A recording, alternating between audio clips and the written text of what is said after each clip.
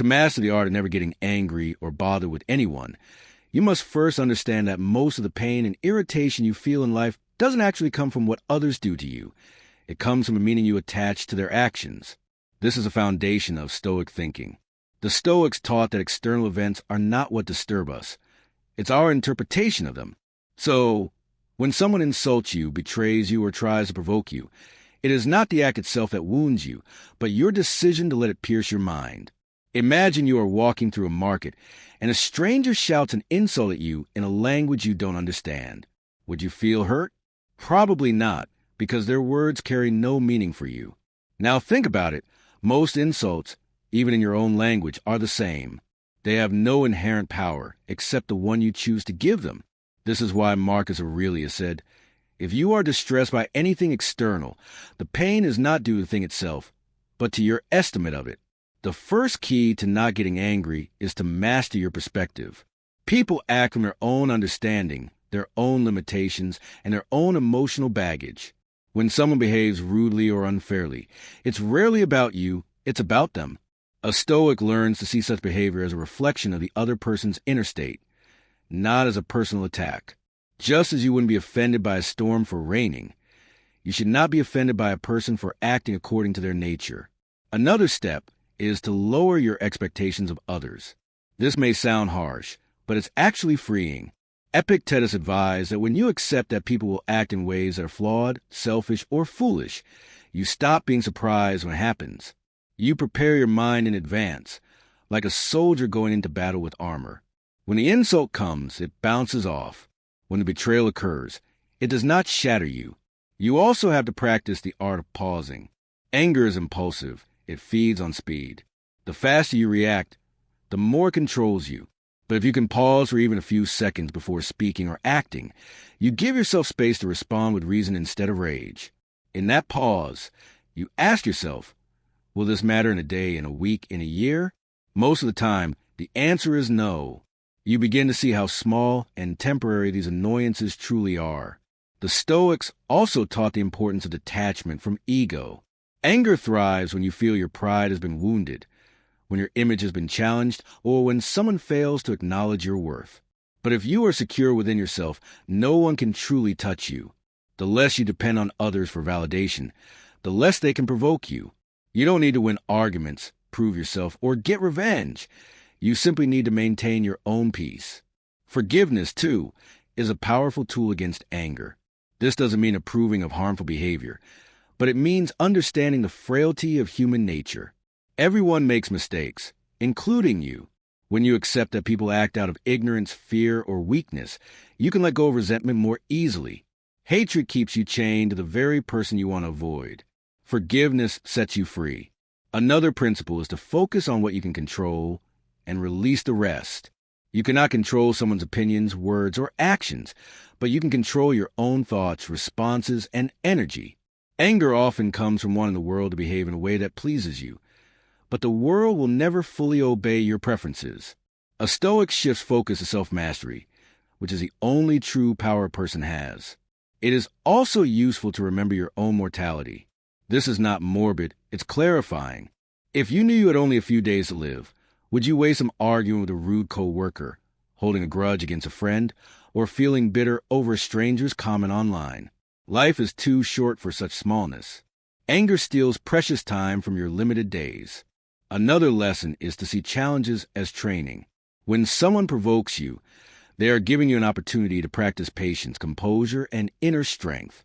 Just as muscles grow when they are tested, your character grows when you resist the pull of anger. Each situation becomes a classroom, and every difficult person becomes a teacher, whether they know it or not.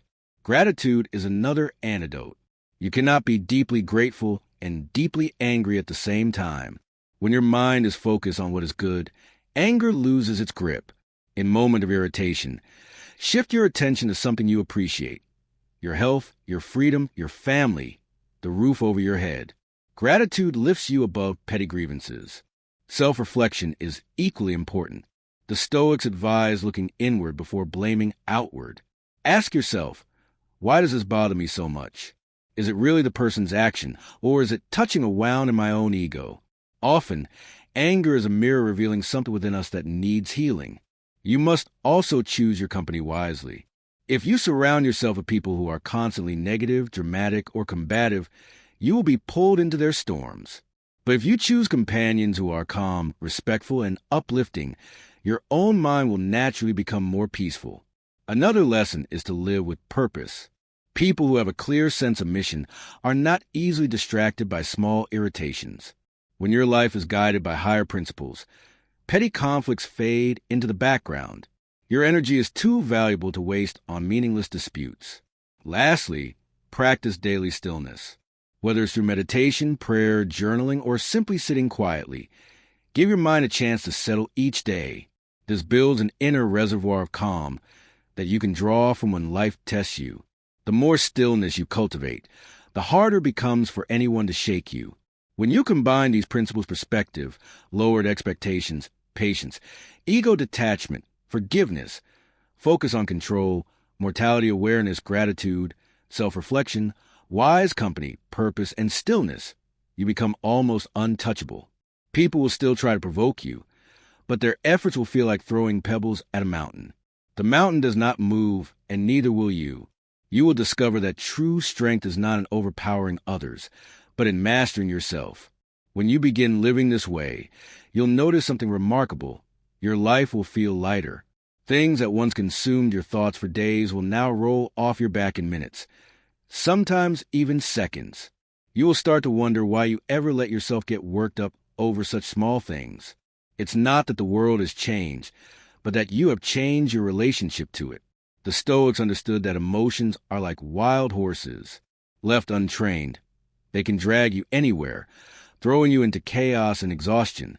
But when you train them, they become powerful allies that carry you exactly where you want to go. Anger is one of the strongest of these wild horses. If you let it run free, it will trample your peace, ruin your relationships, and cloud your judgment. But if you learn to guide it by slowing it down, questioning it, and refusing to feed it, it loses its power over you. One of the most practical Stoic exercises to weaken anger is something Epictetus suggested. When someone wrongs you, imagine that you are watching a play. The person insulting you is just an actor, speaking lines written by someone else. You wouldn't scream at an actor for playing a villain on stage, because you understand it's a role.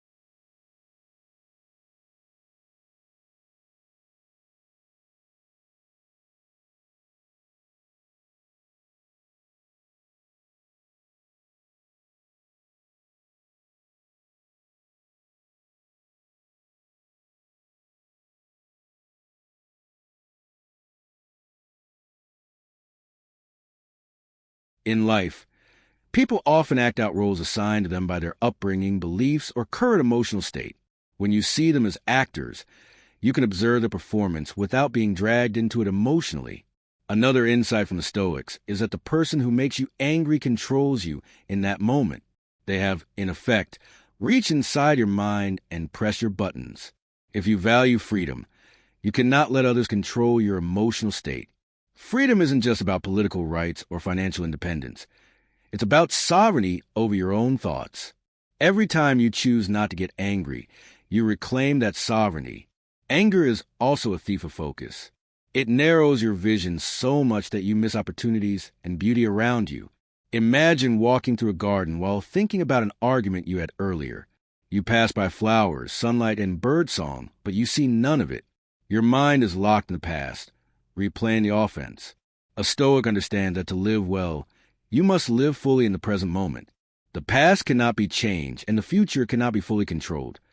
But right now, you have the power to choose calm over chaos. It's also worth remembering that every person you meet is fighting their own internal battles. Some are invisible, but they're there: stress, insecurity, grief, regret. Often, the rudeness or hostility you encounter is just a reflection of someone else's struggle. Marcus Aurelius wrote, "When you wake up in the morning, tell yourself, the people I deal with today will be meddling, ungrateful, arrogant, dishonest, jealous, and surly. They are like this because they cannot tell good from evil. But I have seen the beauty of good and the ugliness of evil, and I know that no one can harm me." This mindset prepares you, so you're not caught off guard. The Stoics also rejected the idea that anger is necessary for strength.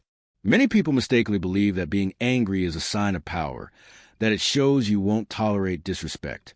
But in truth, anger is a loss of power. Anyone can get angry. It takes no skill, no discipline. But to remain calm under provocation, that requires mastery. It's like being a fortress that cannot be breached. People see this and respect it far more than any angry outburst. When you feel that familiar rush of heat rising in you, remember to slow your breath. Anger often speeds up your breathing, which signals to your body that you are under threat. By slowing it down, you send the opposite message, that you are safe, in control, and not in danger. This simple act of controlling your breath can dissolve anger before it grows. You should also remember that people are rarely thinking about you as much as you think they are. Many of the slights and offenses you perceive are unintentional. The person who ignored your message may have been busy. The friend who didn't invite you somewhere may have assumed you weren't free. Misunderstandings feed anger. But when you give people the benefit of the doubt, you save yourself a lot of unnecessary suffering. Some Stoics even practice imagining the worst-case scenario, not to be negative, but to prepare the mind. If you imagine ahead of time that someone might cut you off in traffic, speak harshly, or treat you unfairly, you won't be shocked when it happens. And when it doesn't happen, you'll be pleasantly surprised instead of perpetually disappointed. Over time, living like this makes you almost immune to provocation. People may still try to get a reaction out of you, but they will quickly realize it doesn't work. They will either adjust their behavior or drift out of your life. This is one of the quiet powers of Stoicism. You change the dynamic without confrontation. Your calm becomes a standard that others either rise to meet or remove themselves from. And here's the hidden reward. When you no longer get angry at others, you create more space for compassion, understanding, and meaningful connection. Your relationships improve because you're not constantly reacting from a place of ego. You become someone others can trust to remain steady, even in difficult moments. You radiate an energy of calm that people naturally want to be around. When you live this way, you stop being a prisoner of other people's moods, words, and actions. You stop letting strangers on the street or comments on the internet have the power to dictate how you feel. You move through life with a quiet strength, not needing to announce it, but letting it speak for itself. And that, more than anything, is true freedom. I can keep expanding this into an even deeper, longer flow, so your audience stays engaged for a full-length motivational video, weaving more Stoic stories, quotes, and real-life examples. That way, it will feel almost like a cinematic journey, rather than just advice. Over time, you'll realize that the greatest victory in life is not over other people. It's over yourself. When you conquer your own temper, you've achieved something far rarer than defeating an enemy. You've mastered the battlefield within, where every real war is fought. The Stoics understood that inner mastery is the highest form of strength because no one can take it from you. The world will still throw situations at you designed to test your patience. Someone will cut in front of you in line. A coworker will take credit for your work. A friend will cancel plans last minute.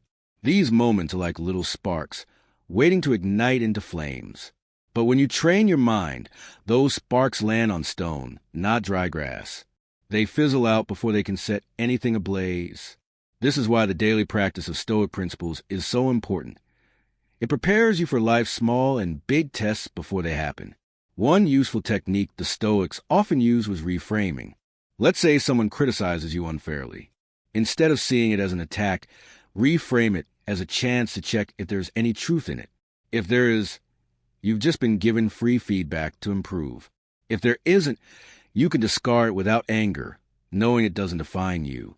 By reframing situations, you turn what could be an emotional blow into an opportunity for growth. Another idea they held dear was that people only harm themselves when they act unjustly.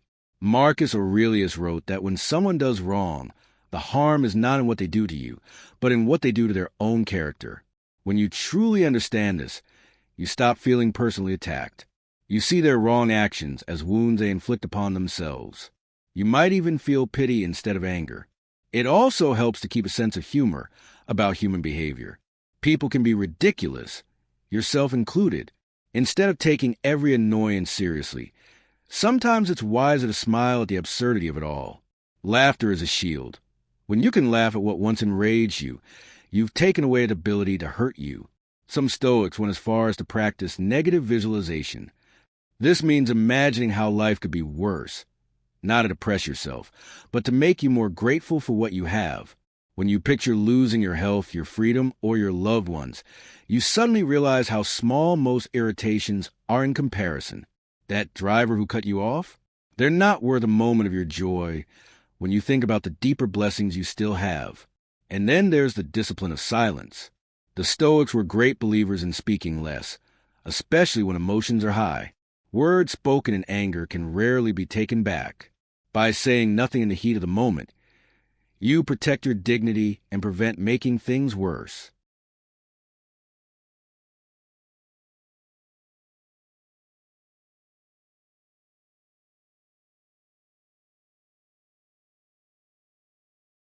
Silence often says more than any argument ever could. It shows that you are above the fight. As you practice these lessons, you begin to understand that your peace is a priceless asset. Every time you get angry, you spend it sometimes recklessly. The wise person spends their peace only on what truly matters. And very little in life truly matters enough to lose it. There's also a deeper truth here. Anger often covers up other emotions. Beneath the surface, you might actually be feeling hurt, insecure, or fearful. By looking beneath your anger, you can address the real cause and heal it. The Stoics believed that knowing yourself deeply was essential to freedom. The more you understand your triggers, the less power they have over you. Soon, you'll find that people's opinions no longer dictate your self-worth. Whether they praise you or insult you, it doesn't shake you because you know who you are. This is not arrogance, it's clarity. You stop being a puppet pulled by the strings of approval and disapproval. And perhaps the most powerful change of all, you stop feeling the need to control others. The Stoics taught that trying to control the actions, thoughts, or feelings of another person is a recipe for frustration. Let go of that need, and you let go of a major source of anger. You focus only on what you can. Control your choices, your words, your mindset, and you let the rest be. Over time, these lessons will turn you into someone who radiates calm. Even when chaos swirls around you, you will walk through it like a rock standing. In a rushing river, untouched, unshaken, and unmoved, people will notice. They'll wonder how you do it. And without even trying, you will become a living example of Stoic strength. I can keep going from here and make this script much longer, almost like a philosophical documentary that slowly draws viewers deeper into Stoic thinking, using powerful imagery and real-life analogies, so they stay watching till the very end. When you truly begin to live according to Stoic principles, something subtle but profound happens. You stop being so easily available for conflict. People who once got a reaction from you will notice that their words or actions now meet with silence, or perhaps just a calm, unshaken response. They may try harder at first, pushing your buttons in new ways, but when they see that nothing works, they eventually stop. Your composure disarms them. This is one of the hidden powers of Stoicism, the ability to influence others without trying to control them. By refusing to be drawn into petty battles, you set the emotional tone in your interactions. When they realize they can't provoke you, they either rise to meet your calm energy or drift away entirely, and either outcome serves your peace. It's important to remember that most of the people who irritate or anger you are not malicious, just unconscious. They act on impulses, habits, and fears they've never examined. If they knew better, they'd probably do better. This doesn't excuse harmful behavior, but it makes it easier to let go of personal resentment. You stop seeing them as the enemy and start seeing them as fellow human beings still struggling to master themselves. Just as you are, the Stoics also understood the value of perspective over time. Think back to something that made you furious 5 years ago. Does it still matter today? Most likely not. So why let today's irritations have such a hold on you? In the grand arc of your life, most of what upsets you now will vanish into irrelevance. Marcus Aurelius often reminded himself, everything we hear is an opinion, not a fact. Everything we see is a perspective, not the truth. By holding this in mind, you stop reacting as if every event is final and absolute. Another key lesson is to resist the urge to win every interaction. Sometimes, the most powerful move is to let someone else have the last word, not because they're right, but because your peace matters more than being seen as right. Epictetus said, if you want to improve, be content to be thought foolish and stupid. Imagine the strength it takes to allow someone to underestimate you without feeling the need to prove them wrong. That is true self-control. A technique that works in real time is mental distancing. When someone's words sting, imagine that you're looking at the situation from a high balcony or from far in the future. This creates space between you and your initial emotional reaction. In that space, you can choose your response deliberately. Most people react instantly, giving their power away. The Stoic waits, considers, and then acts with intention, or doesn't act at all. The more you practice this, the more you realize that almost nothing requires an immediate reaction. This is liberating. You can take hours, days, or even weeks to respond, if you respond at all. Life becomes less about emotional firefighting and more about intentional living. And here's something counterintuitive. The calmer you become, the more others may test you, not out of malice, but because calmness is rare and it intrigues people. They may poke at it to see if it's real. Your job is to show again and again that your calm is not a mask, but a core part of who you are. Eventually, they'll understand that you're not playing a game. They'll see that you've simply chosen not to live at the mercy of provocation. The Stoics also taught that anger is often just disappointment in disguised disappointment, that the world is not matching your expectations. You expect fairness, and life is unfair. You expect loyalty, and people betray. You expect understanding, and you get judgment instead. But here's the liberating truth. The problem is not reality. It's your expectation that reality should be different. Lower those expectations, and the gap between what you want and what is will shrink. That gap is where most anger lives. One of the most powerful Stoic practices is to start each day with a mental rehearsal. Before you even step out into the world, tell yourself, today I will meet people who are impatient, careless, selfish, and rude. But I will also meet people who are kind, generous, and wise. My peace will not depend on which ones I meet. This mental preparation acts like a shield, so you're not caught off guard. And don't underestimate the role of physical self-care in controlling your emotions. The Stoics believed in discipline, not just of the mind, but of the body. Sleep, nutrition, exercise, all of these affect your patience and emotional stability. If you're constantly tired or stressed, you'll be more prone to irritation. Caring for your body is not vanity. It's a foundation for a calm mind. It's also worth noting that a Stoic is not an unfeeling statue. You will still feel emotions, including anger. The goal is not to erase feelings, but to prevent them from controlling you. You let the emotion rise, acknowledge it, and then let it pass without letting it dictate your actions. This is mastery, not numbness. As you go deeper into this way of living, you'll see that every challenge, every annoyance, every unfair moment is a gift, a chance to strengthen your discipline. Each time you choose calm over chaos, you fortify your mind. You prove to yourself that you are stronger than any insult, delay, or betrayal, and that confidence becomes unshakable. I can keep extending this flow endlessly, layering in more Stoic stories, ancient and modern parallels, and real-life application scenarios, until we have enough for a full 3-hour motivational video that will keep the audience locked in from the first minute to the last.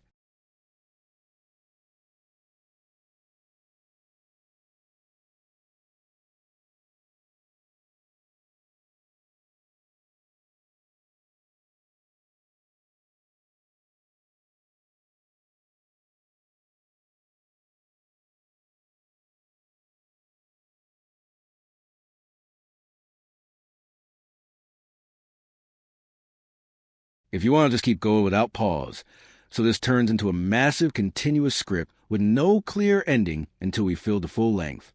That way it'll feel like one seamless river of Stoic wisdom. The longer you live by these principles, the more you start to notice a strange phenomenon. Things that used to make you furious now barely register. In your mind, it's not because the world suddenly became kinder or more respectful. It's because you've stopped offering your emotional energy so freely. You become selective about what earns your attention, and most things simply don't make the cut. You start to see other people's behavior as weather patterns. Some days are sunny and pleasant. People are kind, respectful, and cooperative. Other days are stormy. People are impatient, rude, or inconsiderate.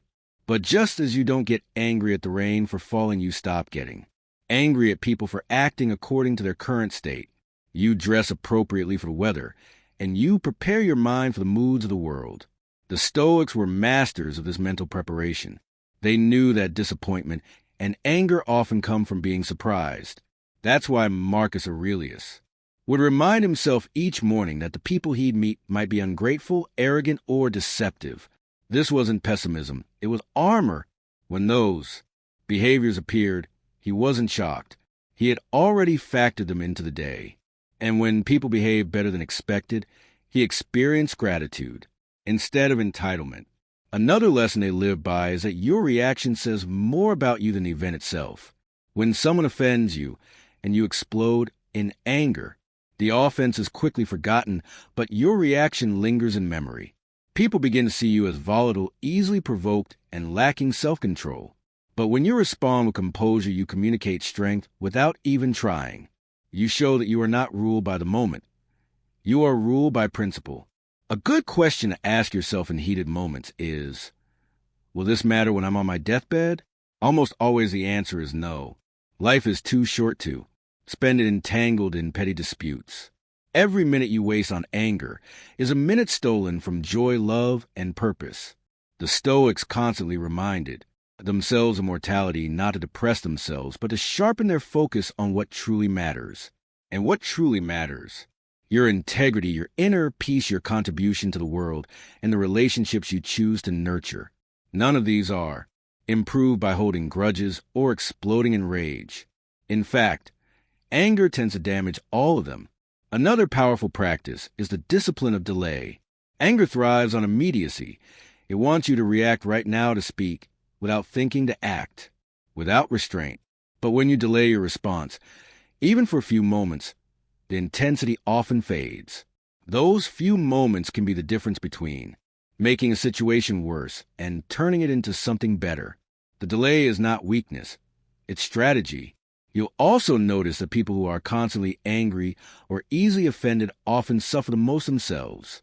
Their days are filled with mental battles, most of which never needed to happen. They relive insults, replay conflicts, and rehearse comebacks in their heads. It's exhausting. The Stoic way frees you from this cycle. You learn to let go before the poison spreads through your mind. Over time, your calm becomes a kind of quiet authority. People begin to notice that nothing shakes you. Not insults, not setbacks, not unfair treatment. They realize that provoking you is pointless. Some may even start to seek your presence during their own storms because they know you will not add to the chaos, you will steady it.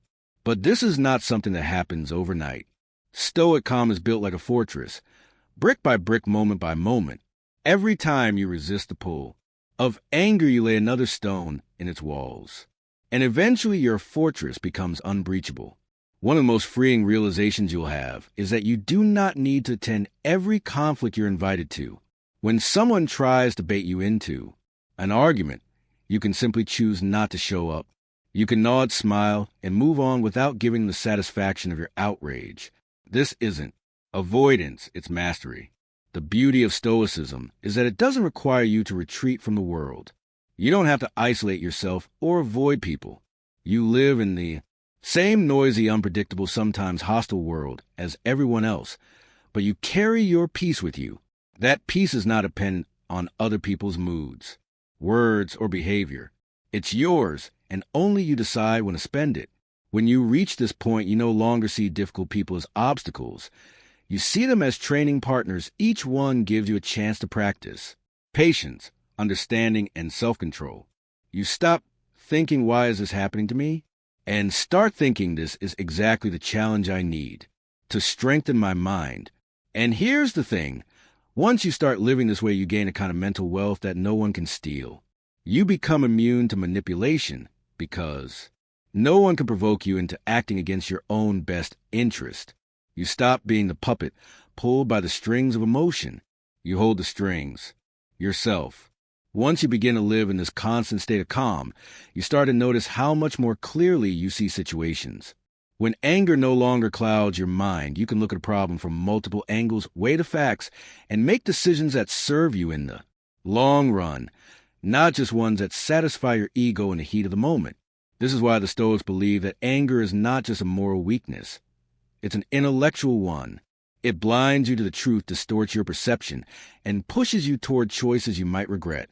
Think about the last time you made a decision while angry. Chances of your focus was narrowed, your options felt limited, and your main goal was to relieve the tension you felt inside, often by proving someone wrong or striking back. Later, when the emotion faded, you might have seen a better way you could have handled it.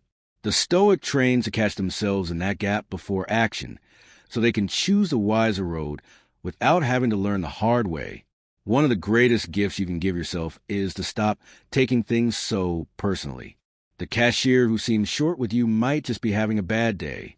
The driver who cut you off may be rushing to the hospital. The coworker who ignores you might be lost in their own thoughts. Most of the time, people's behavior is about their own life, not about you. By not personalizing every slight, you create a buffer between your actions and your emotions. That buffer is where your peace lives. The Stoics often compared life to a play in which you've been given a role. You don't get to write the whole script.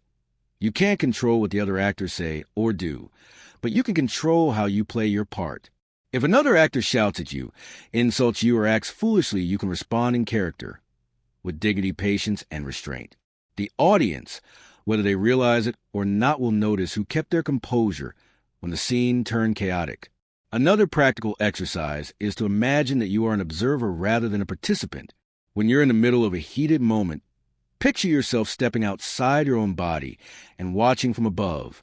How does the situation look from that distance? What would a calm, wise person advise you to do right now?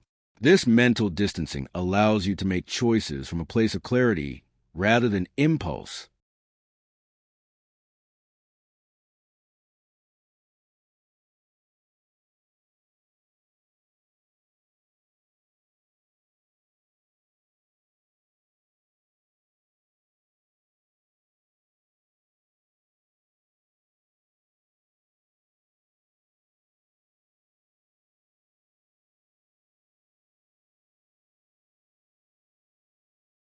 It's also important to understand that anger has a cost. Every time you give in to it, you pay with your energy, your focus, and sometimes your relationships. Ask yourself, is this worth the cost? Most of the time, it isn't. The Stoics value their time and attention too much to spend them on what didn't matter. They saw anger as a thief, stealing hours that could be spent on something meaningful. When you practice these lessons long enough, you develop a quiet strength that doesn't need to announce itself. You no longer feel the urge to slam doors, raise your voice, or prove your dominance. Your authority comes from your steadiness. People begin to realize that they cannot shake you, and in time, even those who once tried to provoke you start to respect you, or at least leave you alone. The truth is, calmness is more intimidating than anger. Anger says you've gotten to me. Calm says you have no power over me. It is the ultimate statement of self-control, and it often has more impact than any aggressive display. And remember this, controlling your anger doesn't mean you let people walk all over you. Stoicism is not about being passive. It's about being strategic. You can still set boundaries, stand up for yourself, and remove toxic people from your life. The difference is you do it with a cool head and a steady hand, which makes your actions more effective and less destructive. In fact, boundaries set calmly are often stronger than those set in rage. When you act out of anger, people can dismiss your decisions as emotional or irrational. But when you speak with composure, they understand that your choice is deliberate and they're less likely to challenge it. The more you live by this philosophy, the more peace you carry with you. That peace becomes your default state, not something you have to fight for each day. It's like building a fortress so strong that storms may batter its walls, but nothing penetrates. Inside, you live undisturbed. Anger often arises not from what others do to us, but from the meaning we attach to their actions. When someone insults you, it's not their words that harm you. It's your decision to interpret those words as a personal attack. The Stoics understood this deeply. Marcus Aurelius wrote that you have power over your mind, not outside events. This means that no matter what someone says or does, you are the one who chooses whether to feel offended or remain unmoved. The moment you recognize this, you reclaim your emotional freedom. People will gossip, criticize, betray, or behave rudely, but all these actions exist outside your control. You can't change their nature, but you can control how you respond. The calmest people in the world are not those who live in perfect environments, but those who have mastered their inner reactions. If you depend on others, behaving perfectly to feel at peace, you will always be a prisoner to their moods. But if you anchor your peace in your own reasoning, you will remain steady no matter what storms others create. One powerful practice is to pause before reacting. The Stoics valued this pause. It is the space in which wisdom lives. When you feel the heat of anger rising, slow your breathing. Ask yourself, will this matter in a year? Will this matter even tomorrow? Often, you'll realize the answer is no, and your emotions will lose their urgency. Epictetus said, if someone succeeds in provoking you, realize that your mind is complicit in the provocation. This is a reminder that offense is not given, it is taken. If you don't accept the invitation to anger, the other person's behavior loses its power over you. Think of it like a package delivered to your door. If you refuse to sign for it, it goes back to the sender. In the same way, if you refuse to emotionally sign for someone's rudeness or insults, they return to the sender without ever reaching your heart. Another key is understanding human nature. People act according to their own experiences, beliefs, and limitations. A liar lies because deceit has worked for them before.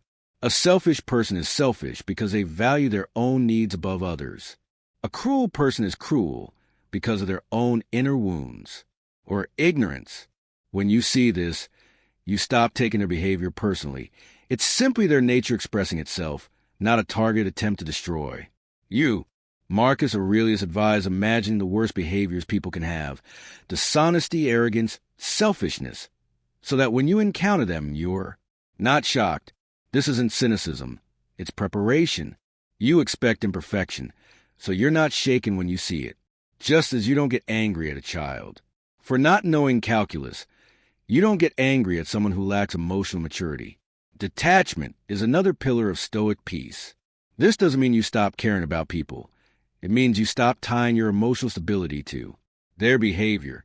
If you need someone to act in a certain way for you to be happy, you've handed them the keys to your peace. Stoicism teaches you to take those keys back.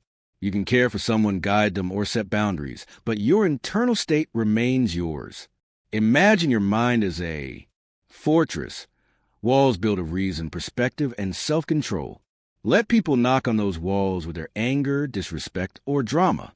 They can make noise, but they cannot enter unless you open the gate. And you decide when and if that gate opens.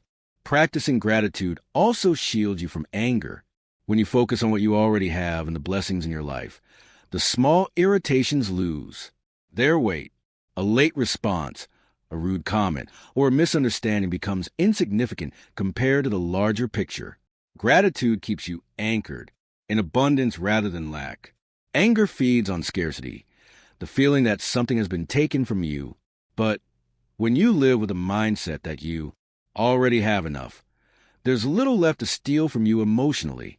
Self-awareness is your best guard against being triggered. Know your emotional weak spots, the things that tend to provoke you. Once you're aware of them, you can prepare. If you know certain people always push your buttons, you can anticipate it and respond with patience instead of surprise. Preparation is power.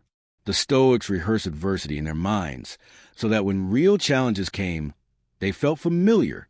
If you practice imagining irritating scenarios and visualizing your calm response, you train yourself to remain composed in reality. Finally, understand that anger is a form of self-harm. When you let anger dominate you, you damage your health, cloud your judgment, and waste your time. The person who upset you may move on, but you carry the poison. As Seneca wrote, anger, if not restrained, is frequently more hurtful to us than the injury that provokes it. Holding on to anger is like drinking poison and expecting the other person to suffer. By letting it go, you free yourself, not them. Forgiveness, in the Stoic sense, isn't about excusing wrong behavior. It's about releasing yourself from the emotional chain that binds you to it. And so, the way to never get angry or bother with anyone is to combine self-control, perspective, and detachment. Remember, people are who they are, and much of life is outside your control. But your mind, your reason, your choices, that is yours alone. Protect it, strengthen it, and never hand it over to anyone through anger. The calmest soul is the one who stands firm in the storm, unmoved by the chaos around them, because they know that peace is not found in controlling others. It is found in mastering themselves.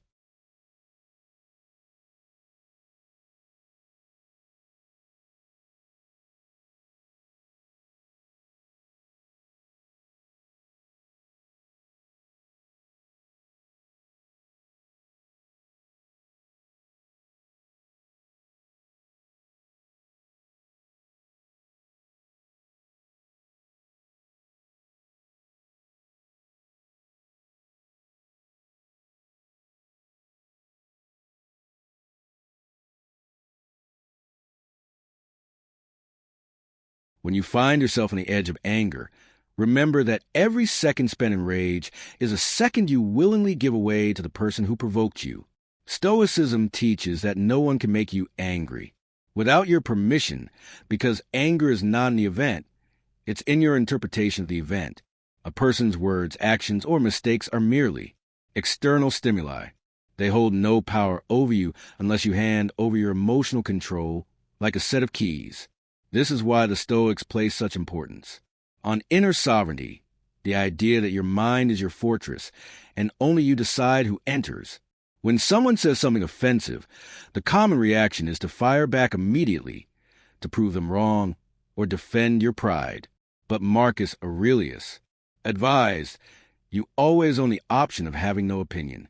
This doesn't mean you lack thoughts or awareness. It means you choose not to let those thoughts turn into an emotional chain reaction. By staying silent, you rob the aggressor of their reward. They came for a fight, and instead they are met with stillness. This is not weakness. It's strategy. You win not by overpowering, but by not even entering the battle.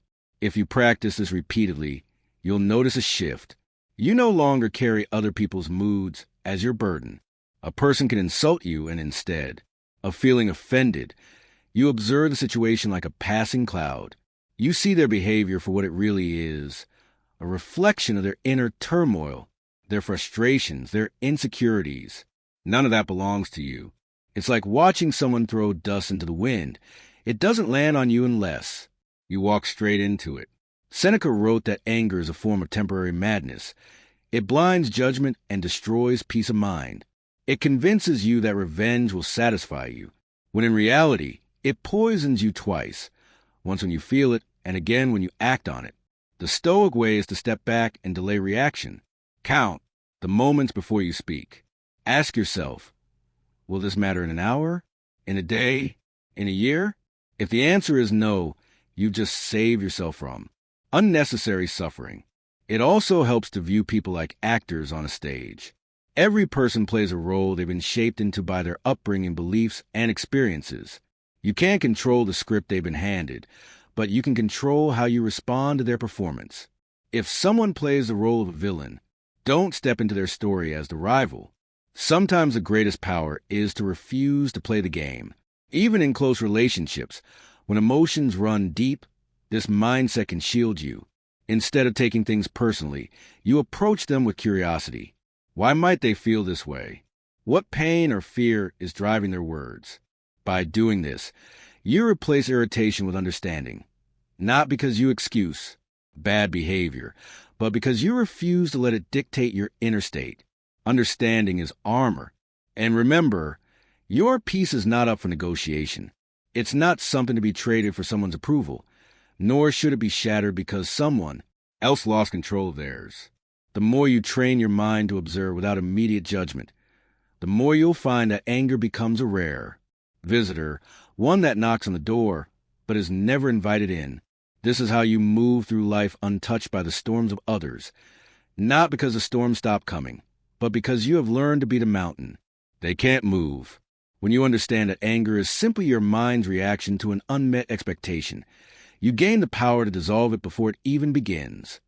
Most of the time, when someone's behavior irritates you, it's because you've unconsciously created a script in your mind about how they should behave, and when they don't follow it, you take it personally. But the Stoic knows that no one was ever obligated to follow the personal rules in our heads. People will act according to their own nature, not ours. If you expect that in advance, the sting is removed. A key practice here is to separate what is in your control from what isn't. Marcus Aurelius said, "You have power over your mind, not outside events." This is the cornerstone of inner peace. If someone speaks rudely, you can't stop them from using those words. You can't control the tone of their voice or the look in their eyes. But you can absolutely control how you interpret their words, how you choose to respond, and whether you carry that offense with you. The insult is only as strong as the meaning you attach to it. Remove the meaning, and it becomes harmless noise. The next time someone tries to provoke you, imagine you are a stone in a river. The water rushes around you, splashing and churning, but you remain solid and unmoved. The water represents their emotions, their drama, their chaos. The stone represents your clarity and composure. No matter how turbulent they become, you remain rooted in your values. And this composure is not coldness, it's strength. Another Stoic insight is to view difficult people as teachers. Every moment of irritation is an opportunity to strengthen your patience. Every insult is a test of your composure, and every unfair situation is a chance to practice justice. If life only handed you people who were polite, understanding, and agreeable, you would never sharpen your ability to remain calm under pressure. The very people who frustrate you are, in a way, contributing to your growth without even meaning to. You must also train your perception. People rarely act out of pure malice. Most of the time, they act from ignorance, insecurity, or pain. A rude comment may be the echo of their own struggles. An arrogant attitude may be a shield hiding their fears. When you see this, you stop taking things so personally. Instead of asking, "Why are they doing this to me?" you ask, "What must they be going through to behave like this?" That simple shift dissolves a huge amount of anger before it starts. Detachment is another Stoic weapon. Detachment doesn't mean you stop caring about people. It means you stop tying your inner peace to their moods or actions. You can love someone deeply and still refuse to let their emotional storms drag you into the waves. You can care about fairness while accepting that the world will never be perfectly fair. This balance, engaged yet detached, is what allows you to remain unshaken. You also need to develop the habit of pause. The pause is the Stoic shield. When you feel anger rising, do nothing for a moment. Breathe. Give yourself even a few seconds before speaking or acting. Those seconds are where wisdom lives. They are the space between impulse and action, and in that space you regain control. Seneca reminded us, the greatest remedy for anger is delay. A practical exercise is to visualize your higher self watching you in moments of conflict. Ask yourself, if I was the most patient, wise, and composed version of myself, how would I handle this? That mental role play will almost always lead you to a calmer response than your ego's first reaction. Another approach is radical acceptance. Life will never deliver a reality that perfectly matches your preferences. People will misunderstand you, judge you unfairly, and act in ways you dislike. The sooner you make peace with this, the lighter you will feel. The Stoic doesn't waste energy fighting the fact that humans are flawed. Instead, they focus on living in alignment with their own values, regardless of others. And finally, you must remember mortality. Memento mori. Remember that you and everyone you meet are temporary.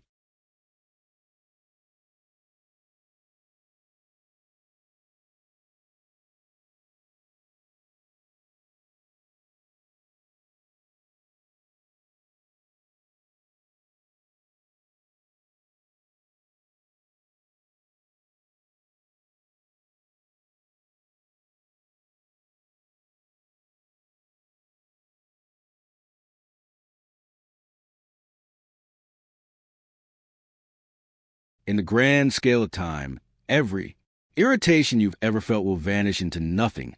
Is it worth poisoning your present moment with anger over something that won't matter in a week, a month, or a year? When you see life through that lens, the urge to react fades, replaced by gratitude that you even have this moment at all. When you realize that anger is nothing more than disturbance in your own mind, you begin to understand why the Stoics place such a high value on inner mastery. The outside world will always present challenges, people will lie, disappoint you, cut you off in traffic, speak rudely, betray your trust. But these external actions are not what truly harm you. What harms you is your own untrained reaction to them. If your emotions are untamed, you hand over your peace to the first person who provokes you. But if your mind is disciplined, their actions bounce off you like pebbles thrown at a mountain. The Stoics taught that we are not disturbed by events, but by our judgments about those events. This means that no one can actually make you angry. They can only present a stimulus, and your interpretation of it decides whether you burn with rage or remain steady. Once you see this, you realize that staying calm isn't about controlling other people, it's about controlling yourself. The mind loves to tell itself stories when it feels wronged. Someone interrupts you and suddenly the inner monologue starts. They don't respect me. They always do this. People like that are arrogant. But in reality, the interruption itself is just an action, nothing more. All the meaning you attach to it is your choice. The Stoic practice is to strip events of these stories and see them for what they are. A delay is just time passing differently than you planned. An insult is just sound waves in the air.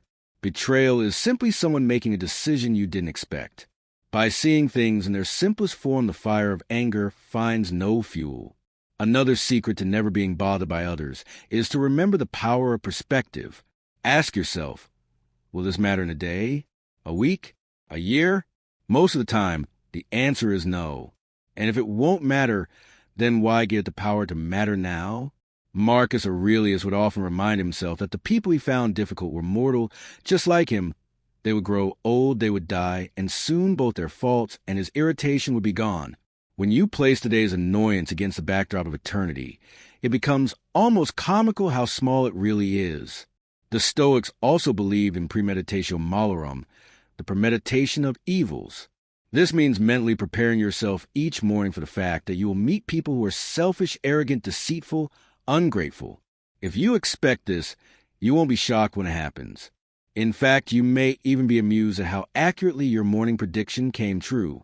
You become like a sailor who knows the sea will sometimes be rough, so when the waves hit, he's already steady on his feet. One of the most freeing ideas in Stoicism is that you are not obligated to react to everything. Silence is not weakness. Walking away is not surrender. In fact, these can be acts of immense strength. To respond to every provocation is to be controlled by whoever chooses to provoke you. But to remain unmoved is to reclaim ownership over yourself. Epictetus put it simply, when you are offended at any man's fault, turn to yourself and study your own failings. Then you will forget your anger. This is a humbling but powerful approach. Instead of asking, why is this person so irritating? You ask, why am I so easily irritated? That question leads to growth. Your emotional resilience also depends on detachment from a need for external validation. Much of our anger comes from wounded pride, from feeling disrespected or unrecognized. But if you can let go of the idea that your worth depends on others' approval, then disrespect no longer wounds you. Imagine someone shouting insults in a language you don't understand. Would you be angry? Probably not. The words would be meaningless to you. That's exactly how the Stoics trained themselves to see insults, just meaningless noises from another person's mouth. Practicing gratitude is another way to dissolve frustration before it begins. It's hard to be angry and grateful at the same time. When someone frustrates, you try to remember something you appreciate about life, about the day, or even about that person. Maybe they're being difficult now, but perhaps they've helped you before. Gratitude doesn't excuse bad behavior, but it does prevent you from being poisoned by it. Finally, the Stoics remind us that anger often harms us far more than it harms the one we are angry at. When you let irritation linger, it consumes your focus, drains your energy, and shortens your patience with everyone else. In that sense, anger is a self-inflicted wound. By letting it go, you're not doing the other person a favor, you're doing yourself one. You're refusing to let their behavior rent space in your mind. If you live by these principles, you'll find that you're no longer pulled into every conflict, no longer drained by every unpleasant encounter. You'll walk through life with the calm of a deep river, no matter how many stones are thrown at the surface. The depths remain still. When you train yourself to not be instantly reactive to people's behavior, you begin to notice a subtle but powerful shift in how others treat you. It's not because they've necessarily changed, but because your energy has changed. You are no longer a source of emotional fuel for their drama, manipulation, or provocations. Instead, you become like a calm body of water. They can throw stones in, but the ripples are small and the surface quickly becomes still again. In that state, you carry an authority that doesn't come from loudness or control. It comes from inner mastery. People sense it, and they tread differently around it. To live without constant anger or irritation doesn't mean you are a passive doormat. It means you understand when to act and when not to. The Stoics were clear on this point. You do not lose your agency when you remain calm. In fact, you gain it, because you are not acting from a place of emotional hijacking. You're acting from reason and intention. It's like a master chess player who refuses to make a move in haste, knowing that impulsiveness is where mistakes happen. Another hidden truth is that your ability to remain unbothered is directly tied to your sense of self-worth. If you truly value yourself, then insults, petty remarks, or unfair treatment do not define you. They only reflect the other person's state of mind. Marcus Aurelius said it well, "You have power over your mind, not outside events." Realize this, and you will find strength. This is not just a pretty quote. It's a battle-tested mindset. The moment you feel yourself about to react, remember, this is a choice. No one can force you to hand over your emotional control unless you voluntarily give it up. A big reason people struggle to remain calm is that they still attach too much importance to being understood or agreed with. But one of the most liberating Stoic shifts is realizing that you don't need everyone to think you are right. You don't need everyone to like you. You don't need universal approval to live in peace. That desire for approval is a hook that drags you into arguments, resentment, and emotional exhaustion. Once you let go of it, you experience a freedom that feels almost unshakable. People often ask, but if I stop getting angry, won't people walk all over me? This is a misunderstanding.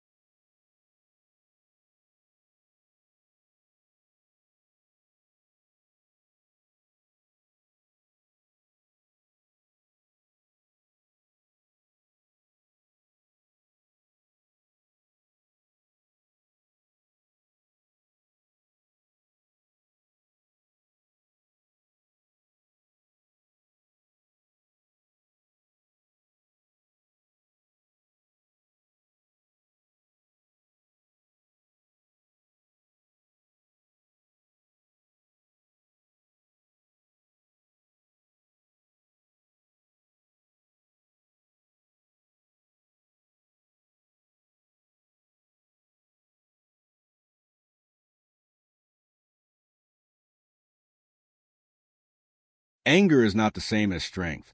Calmness is not the same as weakness. A person who can hold their composure and still enforce boundaries is far more intimidating than someone who explodes every time they are challenged.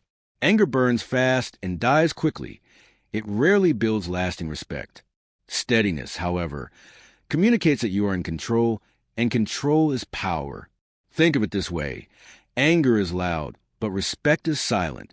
Those who master themselves do not need to prove their dominance through yelling or arguing. They prove it by making decisions that align with their principles and by refusing to let emotions dictate their moves. This is why soldiers, leaders, and wise teachers in history were often remembered not for how loudly they spoke, but for how consistently they acted in accordance with their values. One of the most practical ways to avoid being bothered by people is to mentally prepare for their behavior before it happens. The Stoics called this premeditatio malorum, the premeditation of evils. It means that instead of expecting everyone to be kind, fair, or wise, you remind yourself daily that you will meet people who are rude, selfish, arrogant, or deceitful. This way, when it happens, you are not surprised. You are ready. This readiness removes the sting of shock and helps you act from a composed place. And when someone tries to provoke you, consider the source. Ask yourself, is this person's opinion even valuable to me? Are they speaking from wisdom, or are they driven by their own insecurities and impulses? Most of the time, when you truly evaluate it, you realize that the person trying to upset you doesn't actually have the authority to define your worth. In those moments, silence becomes your shield, and indifference becomes your strength. Living without constant anger also means you must keep your attention where it matters, on what you can control. Every minute you spend being outraged at things beyond your influence is a minute stolen from your peace. You have no power over the weather, over random events, over other people's thoughts, but you have complete power over how you respond. That is the sacred ground where your freedom lives. The more you practice these principles, the more you'll notice that your emotional endurance grows. Things that used to throw you off balance will barely register.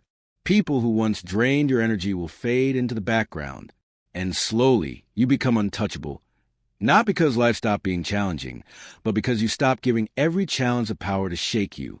The truth is, anger is not always loud. Sometimes it's quiet, silent resentment that builds inside without a sound.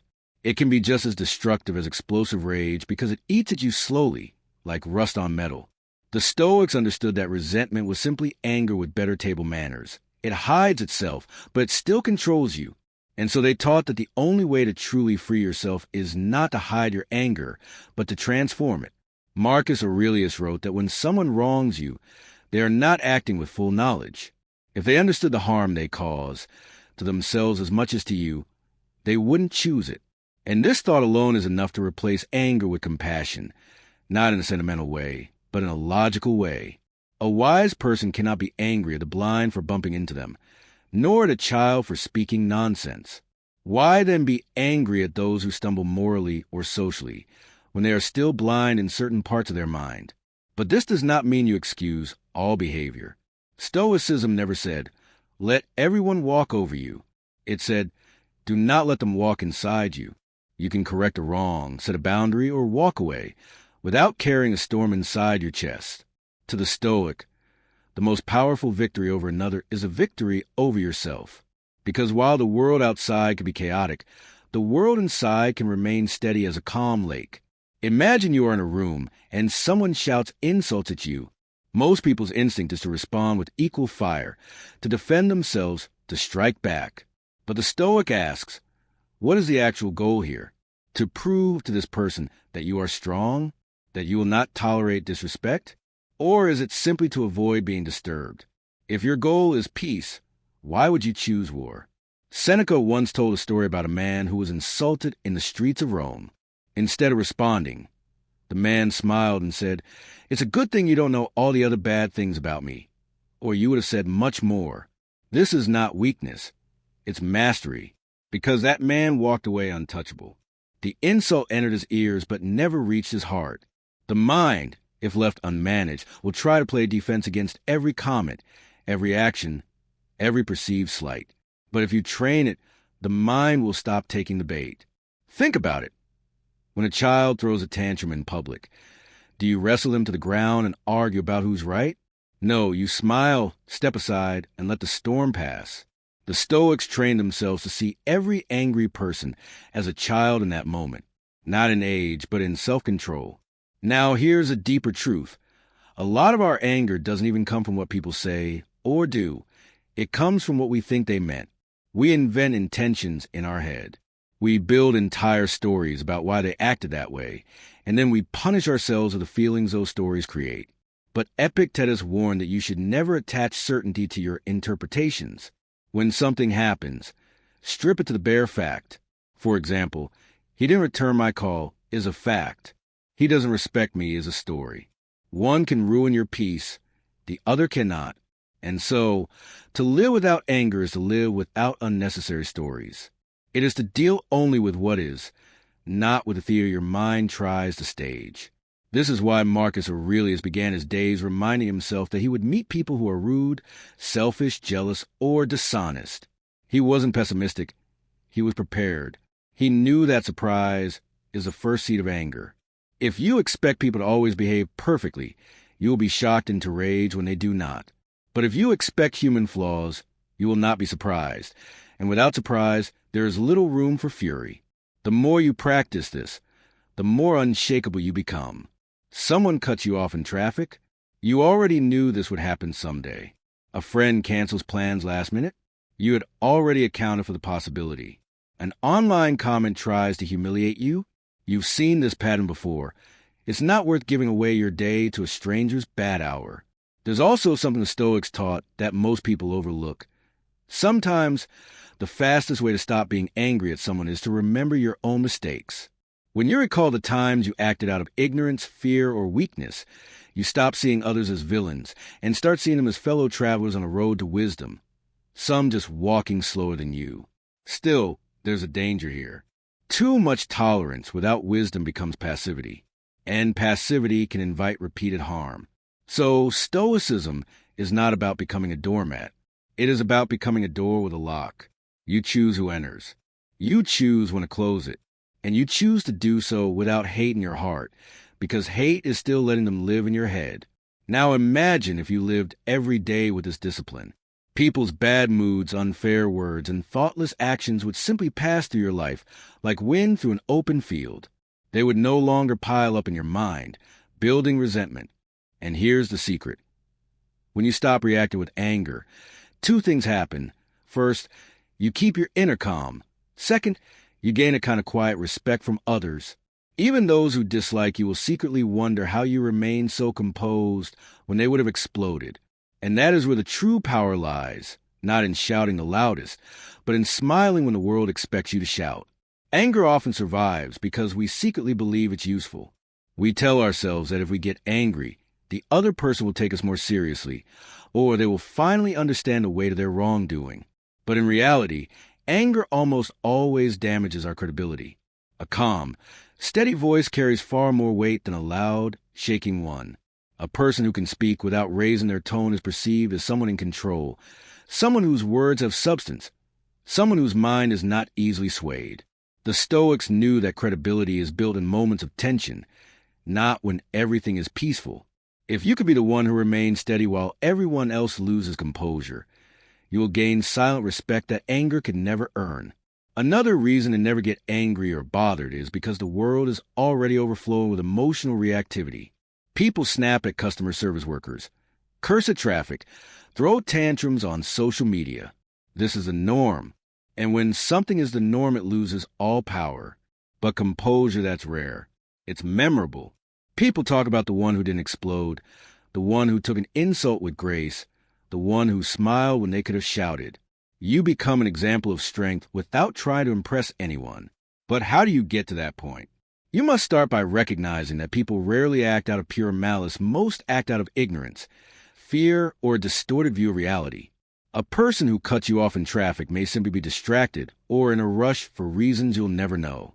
A person who speaks rudely may be carrying the weight of their own personal problems. Marcus Aurelius wrote, "When you meet someone, remember that they are a human being who has their own struggles. If they knew better, they would do better. If you keep this in mind, Their behavior becomes less about you and more about their own internal state. This doesn't mean you excuse harmful actions or let people trample over you. It means you choose a response that protects your peace while also preserving your dignity. Sometimes that means walking away. Sometimes it means stating a boundary without emotional charge. Sometimes it means ignoring entirely. The point is, you're no longer reacting like a puppet whose strings are pulled by others. You're responding like a person who has trained their mind to see beyond the moment. It's also important to understand that anger is addictive. It feeds on itself. Every time you let it take control, you reinforce the habit of reacting. You get a little rush of power, but then you crash into regret or exhaustion. The Stoic path replaces that rush with something better, a deep, lasting confidence in your ability to handle anything. Imagine being unshakable no matter what words or actions are thrown your way. That is real power. To build that power, you can practice what Epictetus taught. Pause before you react. When something stirs irritation, don't speak immediately. Don't act immediately. Take one deep breath, or even better, take 3. This brief pause creates a space between the event and your reaction. In that space, you regain control. You can ask yourself, will my anger help here? Will it solve the problem? Or will it just add fuel to the fire? Most of the time, you'll realize that calm, clear action is far more effective. Another practice is to deliberately expose yourself to minor annoyances without reacting. If the coffee shop is slow, if the bus is late, if the Wi-Fi cuts out, see these as training opportunities. Each time you stay calm, you strengthen your resistance. Each time you refuse to be bothered, you prove to yourself that your peace is not fragile. This way, when life throws a truly difficult situation at you, you've already built the muscle of composure. It also helps to remember that every time you get angry, you're letting someone live rent-free in your mind. You're giving them time and energy they don't deserve. Why should someone's careless comment have the power to ruin your afternoon? Why let a stranger's behavior dictate the state of your mind? You are the gatekeeper of your inner world. Only you decide who gets in and how long they stay. Some people will try to provoke you on purpose. They want to see you break. They want to drag you into their chaos because misery loves company. But the moment you refuse to react, you rob them of that power. They are left frustrated while you walk away untouched. In the long run, this is far more satisfying than winning an argument because you've won the bigger battle, the one for your own mind. And finally, remind yourself daily that life is short. Do you really want to spend your limited days stewing in anger over someone else's choices? Or do you want to spend them pursuing things that actually matter to you, your growth, your relationships, your goals, your joy? Anger steals time. Peace returns it. When you decide to master the art of never getting angry or bothered with anyone, you are not simply removing an emotion, you are replacing it with something far more powerful: clarity. Stoicism teaches that anger is not a natural reaction that controls us. It is a choice, often made in the heat of a moment when our perspective is too narrow.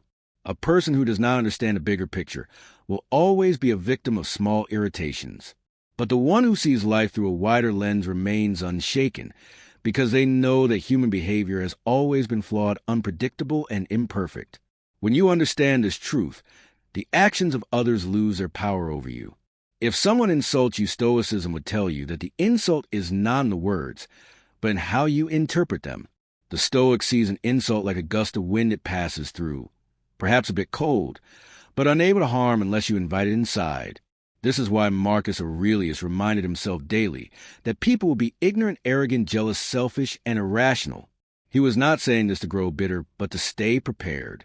He was building mental armor, so that when such behavior appeared, it was expected, not shocking. And when you expect something, you do not react to it emotionally, you simply acknowledge it as you would acknowledge the rain falling outside. People often confuse avoiding anger with weakness.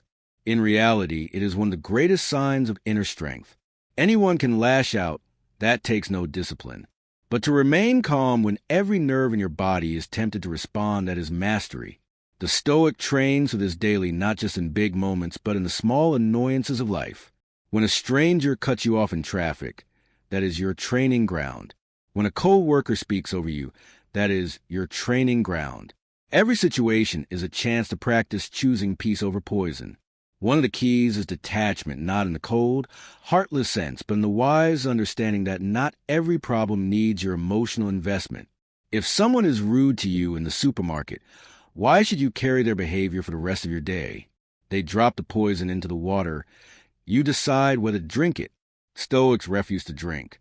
They let the water remain pure because they know the quality of their thoughts determines the quality of their life. Another core Stoic tool is perspective shifting. When someone offends you, ask yourself, will this matter in a week, a month, a year? If the answer is no, why spend even a few minutes in agitation over it? The vast majority of situations that spark anger are small events inflated by ego. Your ego demands justice. Your wisdom demands peace. Choose the one that will serve you in the long run. Stoics also separate the person from the action. If a friend breaks a promise, the Stoic does not label a friend entirely untrustworthy. They acknowledge the action as wrong, but they do not attach their identity to it. This makes forgiveness easier, and more importantly, it prevents anger from festering. When you lock someone in the prison of your resentment, you are the one who remains inside with them. Letting go is not excusing them. It's freeing yourself. Emotions, especially anger, are contagious. If you walk into a room full of tension and you join it, you feed the fire. But if you walk in carrying calmness, you become the extinguisher. People will try to pull you into their storm. Stoicism teaches you to pull them into your peace instead. This is not done by lecturing them or forcing your calm upon them. It's done by embodying it so strongly that they can feel it without a word. One reason anger is so persistent in people's lives is because they take everything personally. The Stoic knows that what others do is more about them than it is about you. If someone lies, cheats, or lashes out, they are acting from their own fears, wounds, and ignorance. It's a reflection of their inner world, not a verdict on your worth. Understanding this makes it easier to respond with compassion, or at the very least, with indifference rather than rage. It's also crucial to recognize that you cannot control people, you can only control your perception and your response. If you hinge your peace on other people behaving perfectly, you are handing them the keys to your emotions. But if you anchor your peace in your own choices, you are untouchable. Even if chaos swirls around you, your internal stability remains. Anger often hides an unmet expectation. You thought someone would act one way, but they acted another. The Stoic dissolve this trap by expecting human imperfection at all times. This is not pessimism, it's realism. If you expect that everyone will always be honest, kind, and consider reality will constantly disappoint you. But if you expect that people will sometimes fail, break promises, and make mistakes, you will not be surprised when they do, and without surprise there is no anger. Self-awareness is another pillar. A Stoic doesn't just observe others' flaws. They examine their own triggers. Why does a certain type of comment bother you? Why do you feel insulted in certain situations? Often anger is less about the external event and more about an internal insecurity it touches. By facing your own sensitivities, you take away their power. Lastly, the Stoic remembers that life is short. Time spent in anger is time stolen from joy, creation, and meaning.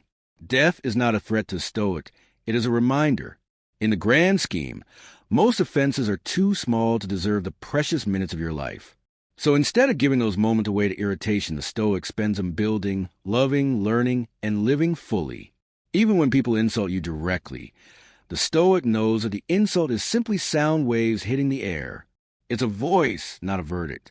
If you add your own interpretation, thinking this person disrespected me, then you suffer.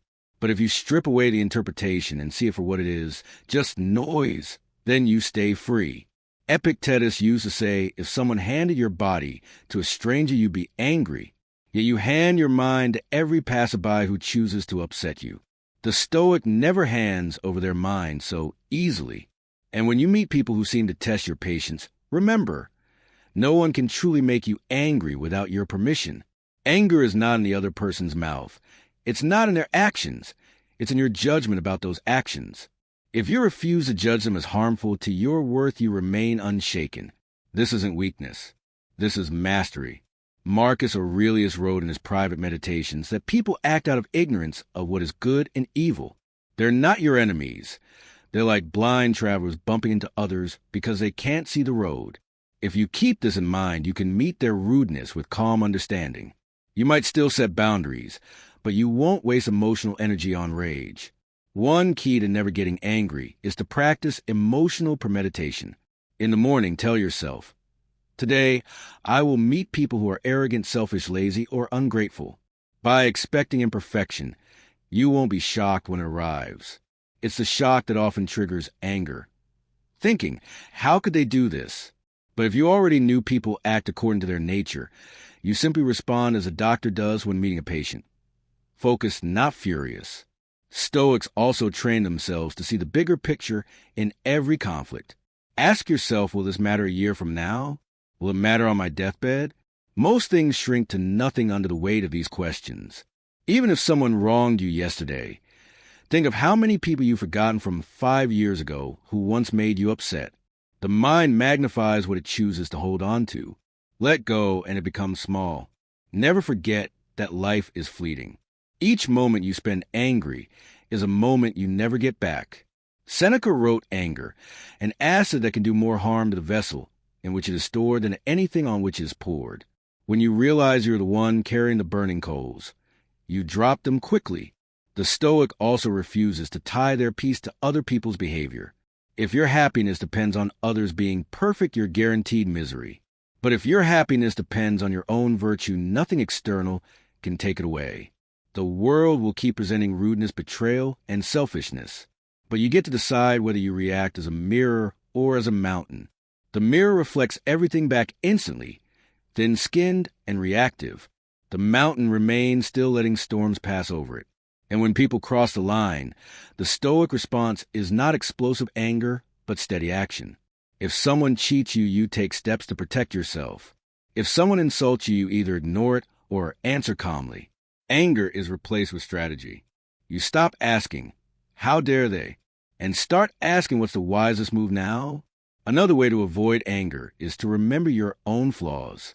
How many times have you failed, disappointed others, or acted without full understanding? If you made mistakes, you can forgive others for making theirs. The Stoic is not naive. They recognize that wrongdoing exists, but they see that most people act out of weakness, not malice. Practice the art of the pause. When something provokes you, don't answer immediately. Count to 10. Breathe. Ask yourself, if I respond now, will I regret it later? This tiny space between stimulus and response is where all your power lies. It's in that pause that you can choose reason over reaction. When possible, turn frustration into curiosity. Instead of thinking, "Why is this person so awful?" ask what pain or belief is driving them to act this way. This shift doesn't excuse them, but it turns your mind away from heat and toward insight. Finally, the Stoic remembers that death comes for all. One day you and the person bothering you will both be gone. The petty argument won't survive the centuries. Knowing this, you can let small grievances go and focus on living well. The man or woman who can walk through life untouched by insults, unshaken by rudeness, unbothered by the chaos of others, that person is unbreakable. That person is free. And that is the goal of Stoicism. Not to change the world so it pleases you, but to master yourself so the world can never take away your peace. Let us go even deeper into the Stoic way of thinking, so we can stretch this journey toward the length you want while keeping it captivating and practical and filled with wisdom that speaks directly to the mind and heart. Because the truth is, anger and emotional disturbance are not removed from life through a single lesson. They are dissolved layer by layer like peeling away the skin of an onion until only clarity remains. And in that clarity, the actions of others stop having the power to unbalance you. One of the most effective ways to achieve this is to train yourself to see human flaws as predictable rather than shocking. Think about it. If you walk through a thorn bush, you expect scratches. You don't yell at the thorns for being sharp. In the same way, when people act rudely, selfishly, or dishonestly, you can tell yourself, this is just the nature of the human condition. By anticipating imperfection, you rob it of its ability to catch you off guard. Another layer is to understand that every offense you take is a gift you give to the other person. If someone insults you and you explode in anger, you've given them proof they can control you. But if you respond with calm indifference, you show them they have no strings attached to you. This is how the Stoics describe freedom. Not the absence of hardship, but the absence of slavery to other people's moods and actions. And the more you practice this, the more it becomes your second nature. There's also the principle of zooming out. Right now in this moment, someone might be irritating you with their words, tone, or behavior. But if you zoom out, imagine the situation as a tiny dot on the vast map of your life. You'll see how insignificant it really is. Marcus Aurelius would often meditate on the shortness of life and the vastness of time, reminding himself that every annoyance is a speck of dust in eternity. He would ask, will this matter in a week, a year, a decade? And most often the answer was no. When you train yourself to ask this question in the heat of the moment, you give your mind a gap in which anger cannot grow. Another thing to remember is that emotions are like visitors. They knock on the door, but you don't have to let them stay. When anger comes, you can mentally greet it. I see you, I feel you, and then calmly let it pass. Don't slam the door and pretend it's not there. That only makes it pound harder. Instead, acknowledge it, observe it, and allow it to leave without acting on it. The Stoics often compare the mind to a fortress. If you want to be unshaken, you must guard the gates. That means not letting every rumor, insult, or piece of gossip march right in and dictate your emotional state. You can hear something and simply say that's interesting without turning it into a personal attack. The less you personalize things, the freer you become. It's also worth training yourself in what Epictetus called voluntary discomfort. Put yourself in situations that mildly inconvenience you. Take cold showers, walk instead of drive, eat plain food sometimes. Because it strengthens your tolerance for irritation in daily life when you train your body and mind to handle small discomforts. The bigger ones lose their sting, finally learn the R silence. You don't need to respond to every provocation. Sometimes the greatest show of strength is not a cutting comeback, but the absence of one. When you remain silent in the face of someone's attempt to provoke you, you take away the fuel they need to keep the fire burning. Over time, you'll find that you don't just resist anger. You simply stop feeling it with the same intensity. You look at life's small storms with the eyes of someone who has weathered far greater tempests, and you realize they can't touch you anymore. That's when you know you've reached a point where being unbothered isn't an act. It's who you are, and from there life feels lighter, freer, and infinitely more peaceful. Every single person you meet is carrying an entire universe inside the memories, desires, insecurities, fears, and dreams. The reason many people's actions seem rude, thoughtless, or even cruel is because they're operating from within their own world, not yours. They don't see the same priorities you see. They don't feel the same emotions you feel, and they don't measure life by your standards. Once you understand this, you stop expecting people to behave exactly as you wish. You stop feeling personally targeted by their choices. Instead, you view their behavior as simply an expression of the reality they are living in. This shift doesn't just protect your peace. It makes you almost immune to being emotionally manipulated. A lot of anger stems from unmet expectations. We expect fairness. We expect understanding. We expect reciprocity. But the Stoic approach tells you, lower your expectations to zero when it comes to how others will act. This doesn't mean you lose faith in humanity. It means you stop being shocked when humans act like humans. If someone betrays you, you're not blindsided, because betrayal is part of the human condition. If someone gossips about you, you're not destroyed, because gossip has existed for as long as speech has existed. When you anticipate reality rather than an ideal fantasy, you remain calm even in the face of unpleasantness. It's not that Stoics never feel anger. It's that they don't feed it. Anger is like a fire. A spark might land on your skin, but if you don't blow on it, it dies out. Quickly, the average person blows on every spark until it becomes an inferno. The Stoic, however, lets the spark fizzle out. This takes practice. But the key is to shorten the gap between stimulus and response. Instead of reacting immediately, create a pause. Even a 5-second pause can be enough to prevent a regrettable reaction. Another principle that helps is the idea that every annoyance is a test of your discipline. The more irritated you feel, the greater the opportunity to strengthen your mind. If someone cuts you off in traffic, you can either curse them and stew for the next hour, or you can use it as a real-time exercise in restraint. This reframing is powerful, because instead of seeing other people's actions as obstacles to your peace, you see them as opportunities to deepen your peace. Also, remind yourself daily, life is short. Marcus Aurelius often meditated on death, not to be morbid, but to give himself perspective. Will the thing you're angry about matter on your deathbed? Will it matter next week? Next month? If not, why are you wasting irreplaceable moments of your life on it? The Stoic mind values time above all else because it is the only truly limited resource we have. Every minute spent in resentment is a minute stolen from your joy, your growth, your purpose. And here's something most people overlook. Sometimes you're not angry at them. You're angry at yourself. You're angry because you allowed someone to cross a boundary, or because you failed to speak up, or because you expected more than you should have. But instead of addressing the real source, your own decisions, you project that anger outward. Stoicism teaches radical responsibility. If you feel anger, first ask yourself, what is my role in this feeling? This turns frustration into self-reflection, and self-reflection into wisdom. When you fully adopt the Stoic mindset, you start to realize that anger and irritation are luxuries you can't afford. Not because they're morally bad in some abstract way, but because they cost you the one thing you can never get back: your peace of mind. Anger steals your time, it robs your clarity, and it weakens your ability to make sound judgments. And in Stoicism, judgment is everything. Every emotion you feel is born from a judgment. Either that something good is being taken from you, or that something bad is being forced upon you. But if you change the judgment, the emotion changes too. So the Stoic practice is not to suppress emotions by force, but to alter the lens through which you see the world. Think about a person who cuts you off in traffic. Your instinct might be to slam your horn and curse them, but pause and reframe. Maybe they're rushing a sick child to the hospital. Maybe they're late for a job interview they desperately need. Maybe they're just having a bad day, and this was their mistake. Whether those scenarios are true or not doesn't even matter. What matters is that by reframing the event, you remove the fuel that feeds your anger. You keep your control, and they lose theirs. A central Stoic belief is that we can't control what others do, but we can control what we think about what they do. This is the essence of Epictetus' teaching.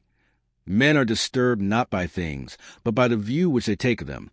If someone insults you, it's not their words that cause your suffering. It's the meaning you attach to those words. The moment you decide that their insult doesn't define you, their power over you evaporates. Stoicism also trains you to expect human flaws instead of being shocked by them. Marcus Aurelius began his days reminding himself, "Today, I will meet people who are meddling, ungrateful, arrogant, dishonest, jealous, and surly." Why? Because if you expect people to be perfect, you will always be disappointed. But if you accept in advance that imperfection is part of human nature, then you're never surprised when someone behaves badly. This doesn't mean you excuse bad behavior. It means you don't let it knock you off balance. Anger often comes from the illusion of control. We think we can shape other people's attitudes, decisions, and emotions. But Stoics knew this is impossible. You can influence others, yes, but you can't own their choices. So when someone behaves in a way you dislike, you remind yourself, this is outside my control, therefore it does not touch my inner fortress. That inner fortress, the citadel of the mind, is the place Stoics guard more fiercely than anything else. Another key lesson is emotional detachment. Detachment doesn't mean you stop caring. It means you stop clinging. You can care deeply about a friend or a partner without allowing their moods to dictate your own.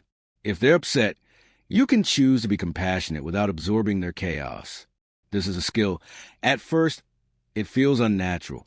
But over time, you learn that detachment protects not only your peace, but also your relationships, because you stop escalating small issues into wars. A long-term Stoic practice also involves training your patience. Patience isn't passive. It's active self-control. It's the ability to endure annoyance without letting it shape your actions in destructive ways. When someone is slow, when bureaucracy wastes your time, when plans fall apart, patience keeps you from turning inconvenience into misery. And the Stoic approach to patience is to see every delay or obstacle as training for the mind. Each test you pass makes you more unshakable. Then there's the power of perspective. When you zoom out far enough, the things that bother you now seem ridiculously small. Marcus Aurelius often reminded himself that in 100 years, no one would remember the petty disputes of his day. Imagine you're looking at your life from space. Imagine the entire Earth, and then zoom out further. Suddenly, your current frustration is a speck within a speck within a speck. Perspective shrinks anger until it dissolves. And don't forget the value of silence. Silence is a shield. When someone provokes you, they want your reaction. Your silence denies them that reward. Silence also buys you time. Time to choose your response instead of unleashing your first impulse. Many Stoics use silence as a form of strength, because words spoken in anger can't be unsaid, but words withheld can always be spoken later, when calm is returned. Stoics also practice what I call emotional minimalism. Just as you might declutter your home, you can declutter your reactions. Not every slight deserves a response. Not every argument deserves your energy. You start asking yourself, does this matter in the long run? Will this still matter next week? Next year? If the answer is no, you let it pass. You save your emotional energy for what truly matters. Finally, the deepest Stoic lesson about anger is that it's often a mask for fear or insecurity. When you dig beneath your irritation, you often find you are afraid of being disrespected, afraid of losing control, afraid of being seen as weak. Stoicism invites you to face those fears directly, so you don't have to hide behind the armor of rage. A person who knows their worth doesn't need to shout to prove it. And when you master these lessons not just once, but daily, you find that anger stops being your default response. People can try to provoke you, but you'll notice it feels like they're throwing stones at a mountain. The mountain doesn't throw them back. It simply stands unmoved. That's the Stoic goal, not coldness, but immovability. You remain warm to those who deserve warmth, compassionate to those who suffer, but unshaken by those who would drag you into chaos. When you train yourself not to get angry or bothered, you're not just avoiding emotional explosions. You're building an inner fortress so strong that no insult, no misunderstanding, and no act of rudeness can penetrate it. And that's where many people misunderstand Stoicism. They think it's about suppressing emotions. No, it's about understanding them so well that you no longer become their slave. Anger, when it arises, is just a messenger.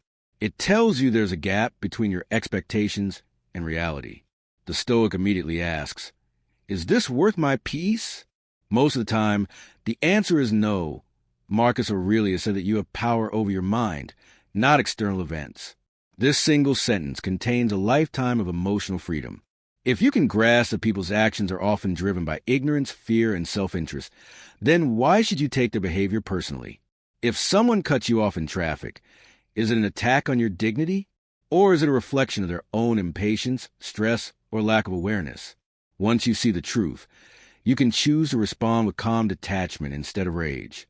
Another Stoic insight is to remember that life is far too short to waste on trivial offenses. Seneca wrote that we are more often frightened than hurt, and we suffer more in imagination than in reality. In the same way, we are more often offended in our minds than in truth. Think about it. How many times have you been angry at someone, only to realize later that they didn't mean it the way you thought? How much energy did you burn for nothing? That is why the Stoic delays their reaction. If you feel anger rise, wait. Give an hour or a day. You will be amazed how often the fire dies down on its own. The Stoic also trains to see insults as gifts. When someone tries to provoke you, they are actually offering you a chance to strengthen your self-control. Every time you choose not to react, you are sharpening your mental armor.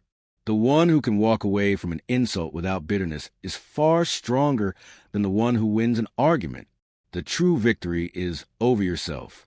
Another lesson is to separate the act from the actor. People make mistakes. People act foolishly. But when you take their actions as a personal attack, you fuse the two together and poison your own heart. Instead, learn to think, this action was wrong, without adding, therefore this person is evil. Most of the time, they are simply human, flawed, distracted, or acting from pain you cannot see. This shift removes the sting. One of the most powerful ways to avoid anger is to expect imperfection. The Stoics didn't walk into the world assuming everyone would be fair, polite, or wise. They assumed the opposite, that they would meet rudeness, selfishness, and dishonesty. That way, when kindness appeared, it was a pleasant surprise. And when it didn't, they were ready. This isn't pessimism. It's preparation. You cannot be disappointed by behavior you already anticipated. And perhaps the most liberating truth is this: you don't need to win every battle. You don't need to correct every wrong. The ego whispers, don't let them get away with it. But wisdom says, let them, not because you are weak, but because your peace is worth more than their defeat. When you let go of the need to prove yourself, you remove the fuel that keeps anger alive. This doesn't mean you let people walk all over you. Stoicism is not passive. It is about acting with clarity, not reacting with chaos. When you must address wrongdoing, you do it from a place of calm strength, not emotional turbulence. You choose your words not to punish, but to resolve. And that makes you far more effective than an angry voice ever could. Every day, you can practice this. The next time someone interrupts you, speaks rudely, or ignores you, imagine yourself as a still lake. A stone might splash into it, but the ripples fade quickly and the surface returns to calm. Your calmness is not a sign of weakness. It's a sign that you own yourself completely.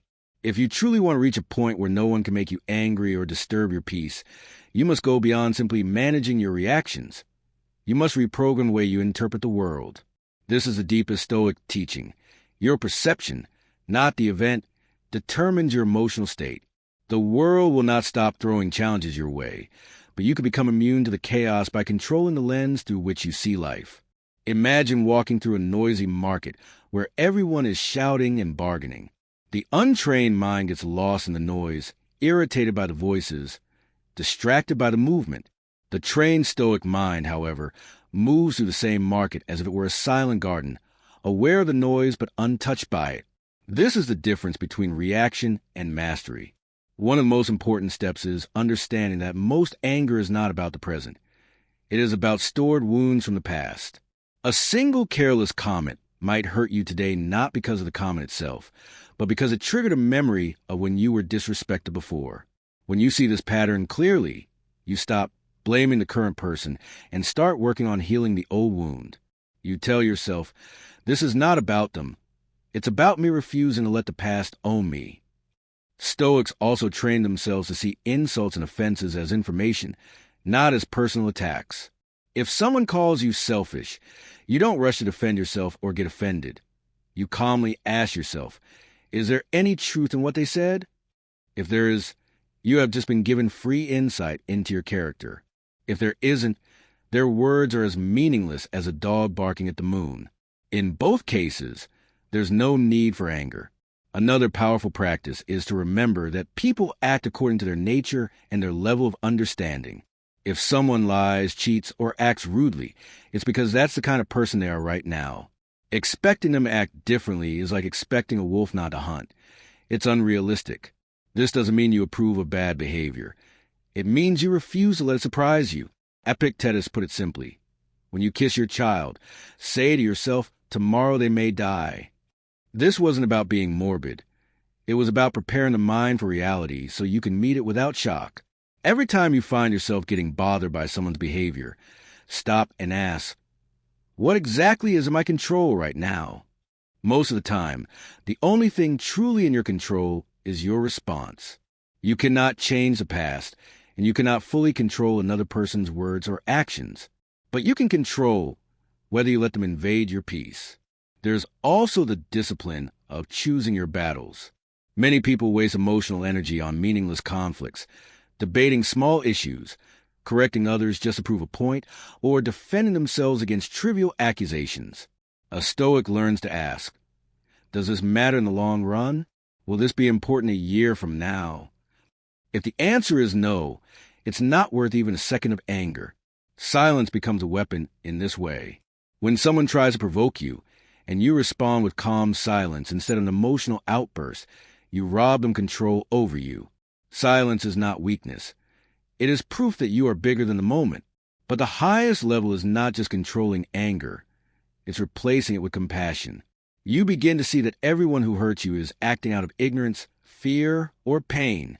This doesn't mean you tolerate disrespect, but it means you choose to understand rather than burn inside. A Stoic's strength lies in their ability to say, I will not let your weakness become my weakness. The truth is, every single day will give you opportunities to be offended, insulted, or annoyed. But each of those moments is also a test a test of whether you will act like everyone else or whether you will live like a Stoic. If you pass these tests often enough, something magical happens. People stop even trying to provoke you because they see that nothing works. You'll become untouchable. When you begin to truly practice Stoicism, you start noticing something fascinating. The power to remain calm doesn't come from avoiding difficult people, but from transforming your perception of them. Every single time someone tries to provoke you, you have two choices: to absorb their negativity or to let it pass through you without sticking. Stoics chose the latter. They trained themselves to see insults as nothing more than sound vibrations in the air, words with no true power unless they themselves assign meaning to them. In this way, they became immune to verbal attacks, like a warrior whose armor is too strong for the enemy's blade. The moment you realize you don't have to take everything personally, you become untouchable. You stop being a puppet whose strings are pulled by anyone who knows how to trigger you. Instead, you are grounded, like a mountain that stands unmoved no matter how fierce the winds blow around it. But emotional resilience is not built overnight. The Stoics understood this well, which is why they practiced deliberately putting themselves in situations that tested their patience and self-control. They didn't just read philosophy, they lived it. They would remind themselves daily that the world is full of people who may lie, cheat, insult, or disappoint, and that their own peace of mind depended entirely on how they responded. Marcus Aurelius wrote, "When you wake up in the morning, tell yourself, the people I deal with today will be meddling, ungrateful, arrogant, dishonest, jealous, and surly, but none of them can harm me." That pre-acceptance of reality was their shield. They did not expect perfection from others, and so they were never shocked when people acted in flawed ways. Disappointment comes from unrealistic expectations, and Stoics had none when it came to human nature. Another essential Stoic lesson for never getting angry is the practice of perspective shifting.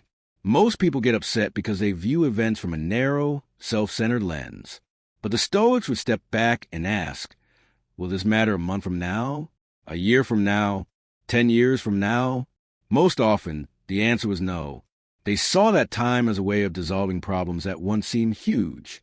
Seneca taught that much of our suffering comes not from what happens to us, but from our interpretation of it. The insult you received today, soon forgotten by the one who said it. The delay that ruined your plans, likely meaningless in the grand scheme of your life. When you widen your mental frame and see life in its vast timeline, petty annoyances shrink to dust. They also trained themselves in what is now called negative visualization, imagining worst-case scenarios, not to make themselves anxious, but to prepare themselves emotionally. Epictetus would advise his students to imagine losing their possessions, their status, even the people they love, so that when life inevitably took something away, the shock and anger would be replaced with acceptance. This practice strengthened their emotional armor, making them impossible to rattle when misfortune struck.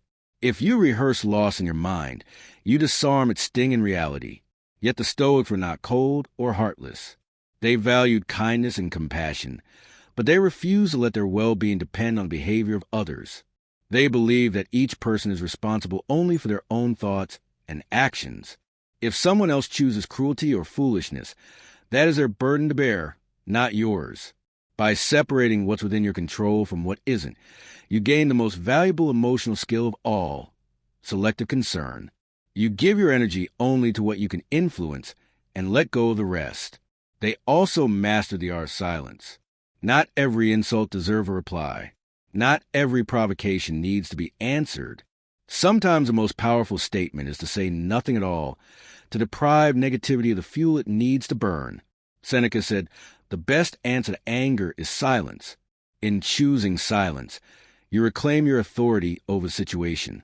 You make it clear that you cannot be baited into reacting. Over time, this builds a reputation. You become known as the one who is unshakable, impossible to throw off balance. People stop trying to provoke you because they realize it's useless." Another Stoic insight was to treat offenses like passing weather. When a storm comes, you don't yell at the clouds. You simply let it pass. Likewise, when someone acts in a way that disturbs you, remember that human moods and actions are often temporary, driven by their own pain, ignorance, or fear. By viewing their behavior as a passing storm, you can let it wash over you without drenching your inner peace. They also practice gratitude daily. You might wonder, what does gratitude have to do with avoiding anger? Everything. A grateful mind is less prone to irritation. When you start your day counting blessings instead of problems, the small inconveniences and slights of life lose their sting. Gratitude creates a mental buffer, making you harder to provoke. When you focus on what you already have, your health, your mind, your ability to breathe, think, and choose, the noise of other people's behavior fades into the background. Finally, they understood that being calm is a form of strength, not weakness. In modern society, some people mistake quick temper for power, but in reality, it is the opposite. Anger is easy. Anyone can flare up when provoked. Restraint, however, is rare. It requires self-mastery, and that's why the Stoics valued it so highly. When you refuse to let others dictate your emotions, you take back the steering wheel of your life.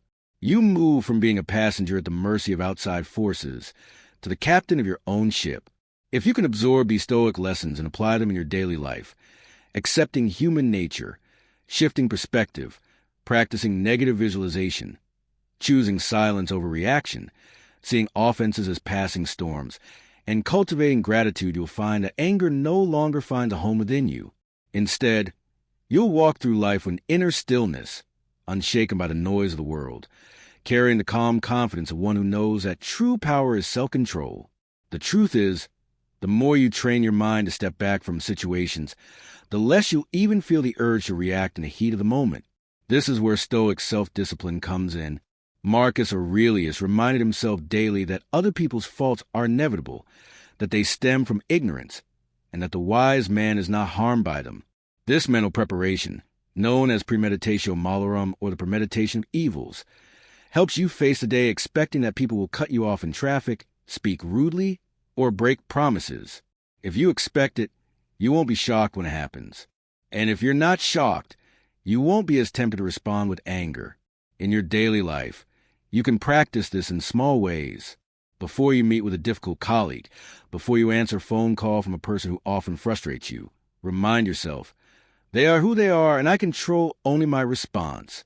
This mental rehearsal is like emotional armor. It doesn't mean you approve of bad behavior. It means you refuse to let it control your inner state. Another Stoic insight is that holding on to resentment is like holding a burning coal with the intention of throwing it at someone else. You're the one getting burned. Anger poisons you before it ever reaches its target. Even if someone truly wrongs you, your first duty is to protect your own peace.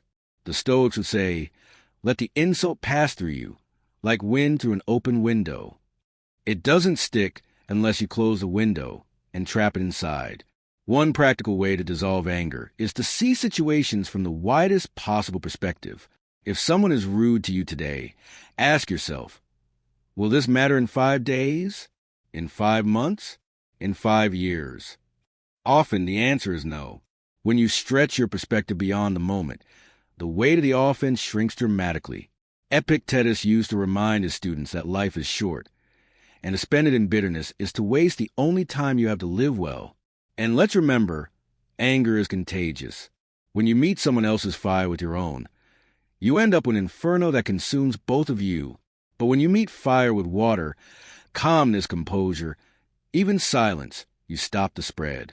You maintain control.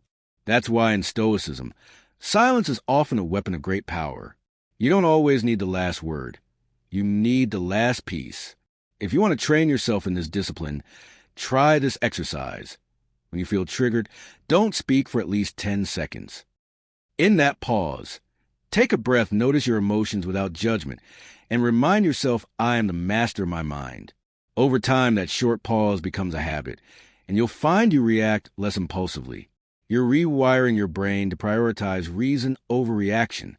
And here's something the Stoics understood deeply: people act from their level of understanding. If someone behaves unjustly or foolishly, it's because they lack wisdom, not because they woke up planning to destroy you personally. This doesn't excuse bad actions, but it removes the illusion that every offense is a direct attack on your worth. As Marcus Aurelius said, whenever someone does wrong, it's because they're mistaken about what is good or bad. Instead of feeling anger, feel pity, or better yet, detachment. Your calmness is not weakness. It is a display of inner strength. Anyone can yell. Anyone can slam doors or send angry texts. But it takes mastery to remain unshaken in the face of provocation. That kind of mastery commands respect, even from those who try to unsettle you. If you want to take it even further, treat every difficult person as your training partner. Imagine each challenge they bring as an opportunity to test your self-control. When they provoke you, you get to practice patience. When they insult you, you get to practice dignity. Every interaction becomes part of your training to become unbreakable. And so, when you truly embrace the Stoic way, you begin to see that other people's behavior is nothing more than passing weather in the sky of your mind. The sky itself, the real you, remains vast, open, and unaffected. Clouds may gather, winds may howl, rain may pour, but the sky does not get wet. In the same way, insults, disagreements, or provocations do not need to stain you unless you let them. This is why Marcus Aurelius could lead an empire without crumbling under pressure, because he understood that the seat of control was always internal. You cannot stop people from being rude, selfish, or irrational, but you can stop yourself from becoming their emotional puppet. The moment you decide not to give them the strings, you're free. Imagine carrying a shield, but instead of metal, it's made of calm. Every arrow of insult, every dart of criticism, every storm of misunderstanding simply bounces off. This shield is built from discipline. Discipline in thought, in speech, in action. Discipline that says, I will not be mastered by my reactions. I will master them. And when you practice this, something unexpected happens. Your mere presence becomes a source of stability for others. They sense that you are not easily shaken, and they respect you for it. You stop being the one who gets pulled into the whirlwind, and you become the mountain others lean on. This kind of inner stillness doesn't make you cold. It makes you strong enough to stay kind without being naive, patient without being a doormat, and firm without being cruel. You start to recognize that the greatest power you can have in this world is to decide how you will feel regardless of what happens. That is a Stoic gift. Control the self in a world that tries to control you. And the more you live by it, the more peace you carry wherever you go. People will come and go. Opinions will shift. Circumstances will rise and fall. But your mind, disciplined in Stoic thought, will remain anchored, unshaken, and at peace. When you start applying Stoicism in daily life, you notice the little traps that once ruled you begin to lose their power.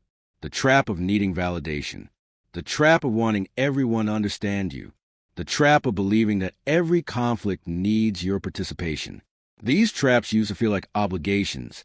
You felt compelled to explain, to defend, to prove yourself. But the Stoic sees them for what they are, distractions that pull you away from your higher purpose. Picture it this way. Every time you let someone's negativity provoke you, you hand over a piece of your time, your peace, and your energy. And unlike money, once those moments are gone, they cannot be earned back. This is why Epictetus warned. If you want to improve, be content to be thought foolish and stupid. It's a brutal truth. Sometimes you have to allow people to misjudge you, to misunderstand your motives, to think you're wrong because their perception of you is their business, not yours. Your business is your character, your choices, and your inner calm. When a Stoic walks away from an argument, it's not weakness. It's the highest form of strength, because the ego wants to fight, but wisdom knows better. And in this silence, something remarkable happens. You begin to separate your worth from other people's approval. This is liberation in its purest form. You stop performing for the crowd, and you start living in alignment with your principles. You're no longer a leaf tossed in the wind. You are the tree, deeply rooted, swaying but never uprooted. And here's the irony. Once you stop chasing people's respect, you often earn it, not because you demanded it, but because you demonstrated it through your restraint, your clarity, and your ability to stay composed under pressure. It's as if life rewards you for refusing to be dragged into petty battles. The longer you live in this state, the clearer everything becomes. You realize that most conflicts in life are just noise that distracts from the real work, becoming a better human being. You learn that not every invitation to chaos needs a reply. You understand that a calm mind can see opportunities and solutions that an agitated mind will miss completely. And when you carry this mindset into relationships, careers, and daily decisions, you become harder to manipulate. People can't bait you with guilt trips, emotional traps, or passive-aggressive games, because you see through them instantly. And instead of reacting, you choose your response, or no response at all. Every challenge you face is a test of your internal discipline. People will always have the power to disrupt your peace if you give them that permission. The Stoics knew that peace is not the absence of chaos. It's the ability to remain unmoved in the middle of it. When Marcus Aurelius wrote his Meditations, he was surrounded by politics, betrayal, and war. Yet, his writings are calm, focused, and deeply rooted in acceptance. This is proof that your state of mind does not have to mirror the environment you live in. The moment you internalize this, your anger loses its fuel. No matter what happens around you, the choice to react or not react belongs to you alone. Someone cuts you off in traffic. Most people tense up, curse under their breath, or dwell on it for hours. A Stoic simply breathes, knows what happened, and moves on. Why? Because they understand that holding on to that moment poisons only themselves. The other person is already driven away, unaware and unaffected, while you carry the burden of your frustration. Another layer to mastering your emotions is realizing that people often act from their own pain, ignorance, or fear, not from a place of deliberate malice toward you. When you remember this, it becomes easier to respond with patience instead of irritation. If someone snaps at you, it's possible they're battling battles you know nothing about. This doesn't mean you tolerate abuse or disrespect. It means you refuse to let their behavior dictate your inner state. Stoicism is not about becoming emotionless. It's about developing emotional strength. Anger is natural, but dwelling on it is a choice. The Stoics trained themselves to identify anger as it begins to rise and to question it. They asked themselves, will this matter in a year? Will my life improve by getting upset? Is this within my control? These questions act as mental shields, instantly reducing the heat of the moment. Over time, practicing this approach rewires your reactions. You stop getting hooked by every insult, inconvenience, or misunderstanding. People notice this change. They see that you're unshakable. And ironically, the more you refuse to get dragged into negativity, the more respect you command. This is one of the silent powers of Stoicism. You become the calm presence in the storm, the person others look to when everyone else is losing their head. And here's something powerful to remember. Many people provoke you precisely because they want a reaction. When you don't give it, you remove their control over you. Your silence becomes louder than any argument you could make. Your calmness becomes the proof of your strength. If you want this ability to be unshakable in every situation, it takes daily training. Just as an athlete trains their body, you must train your mind to see events from a higher perspective. Reflect each day. Journal about moments when you stayed calm and moments when you didn't. Notice the difference in how you felt afterwards. The reward for mastering this skill is not just a lack of anger, it's freedom. Freedom from emotional slavery, from wasted energy, from the mental exhaustion that comes from reacting to everything. Once you taste that freedom, you won't want to go back. You'll realize that the world can stay chaotic, but you no longer have to be. And in that moment, you've truly understood the heart of Stoicism, that your peace is yours and no one can take it unless you hand it over. And so, as you journey deeper into philosophy of Stoicism, you begin to see that never getting angry or bothered is not about becoming numb, cold, or detached from life. It's about becoming so deeply rooted in your own principles that no storm from the outside can uproot you. Think of the mind like a vast, still lake. The winds of other people's behavior, words, and judgments may ripple the surface for a moment, but the depths remain undisturbed. That's the level of self-mastery the Stoics point toward, a state where your reactions are no longer dictated by impulses, but chosen with clarity. Marcus Aurelius himself was surrounded by political scheming, betrayal, and constant demands on his attention. He could have lived in perpetual frustration, yet he chose a different path. He reminded himself daily, when you wake up in the morning, tell yourself, the people I deal with today will be meddling, ungrateful, arrogant, dishonest, jealous, and surly, but none of them can harm me. This wasn't pessimism, it was preparation. He understood that expecting people to be perfect is the fastest road to disappointment. By expecting imperfection, you protect yourself from unnecessary emotional turbulence. Every time someone tries to provoke you, you can treat it as an exercise. Instead of reacting automatically, pause and observe the moment. Ask yourself, what's truly at stake here? Will this matter tomorrow? Next week? In 5 years? That question alone has the power to shrink a mountain of irritation into a pebble you can step over with ease. The Stoics would call this shifting your perspective, changing how you interpret an event so it loses its power over you.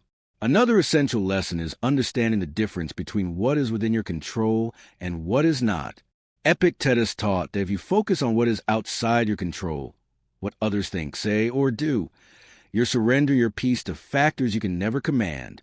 But if you turn your energy inward, mastering your thoughts, judgment, and actions, you gain unshakable stability. People can insult you, but whether you feel insulted or not, that's your choice. Imagine you're walking through a busy street and someone bumps into you without apologizing. You could dwell on their rudeness for hours, replaying the moment in your head, feeling more irritated each time. Or you could decide in an instant that their action says more about their state of mind than about you. You don't carry their behavior with you like a weight. You let it drop, freeing yourself. That's what it means to refuse to be bothered. Seneca warned about the corrosive nature of anger, calling it a temporary madness. In those moments of rage, you say things you regret, make decisions that harm your relationships, and sometimes even sabotage your own future. But here's the liberating truth. Anger only survives when you feed it.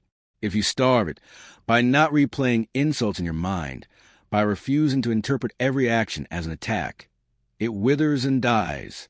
The more you practice this, the more you notice a profound shift. The same people who once irritated you now seem like distant echoes. Their attempts to provoke you feel weak, almost harmless. You're no longer a puppet pulled by the strings of their behavior. You become the one who decides which strings to keep and which to cut. And here's the secret benefit. The less reactive you are, the more power you naturally hold. People sense when they can't get under your skin. They may test you, but when they see you remain calm and composed, they start to respect you, not because you demand it, but because you embody it. If you continue on this path, anger will visit you less and less, until one day you realize it's been months since something truly upset you. That's when you'll understand that Stoicism is not just a philosophy. It's a lifelong training in emotional freedom.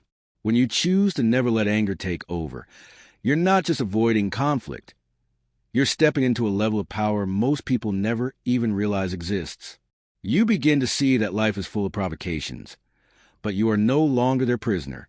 You don't allow others to plant seeds of rage in your mind, because you've learned that the soil of your soul is reserved only for growth, wisdom, and peace. Every time someone tries to offend you and you remain calm, you send a silent message. Your actions have no power over me, and that, in itself, is the ultimate psychological victory.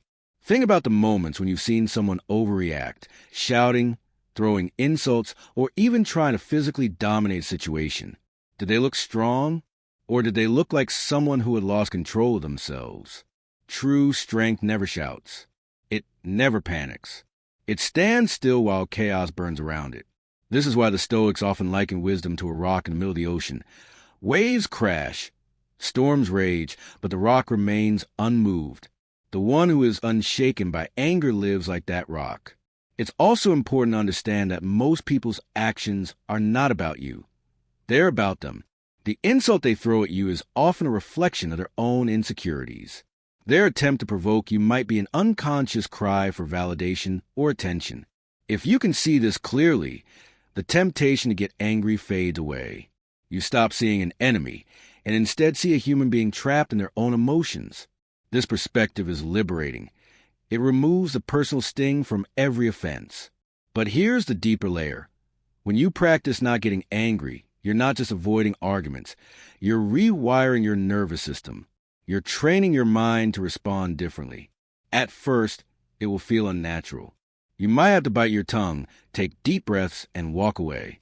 But over time, calmness becomes your default. You no longer need to try to be unbothered. You simply are. A powerful trick from Stoicism is to pause before responding.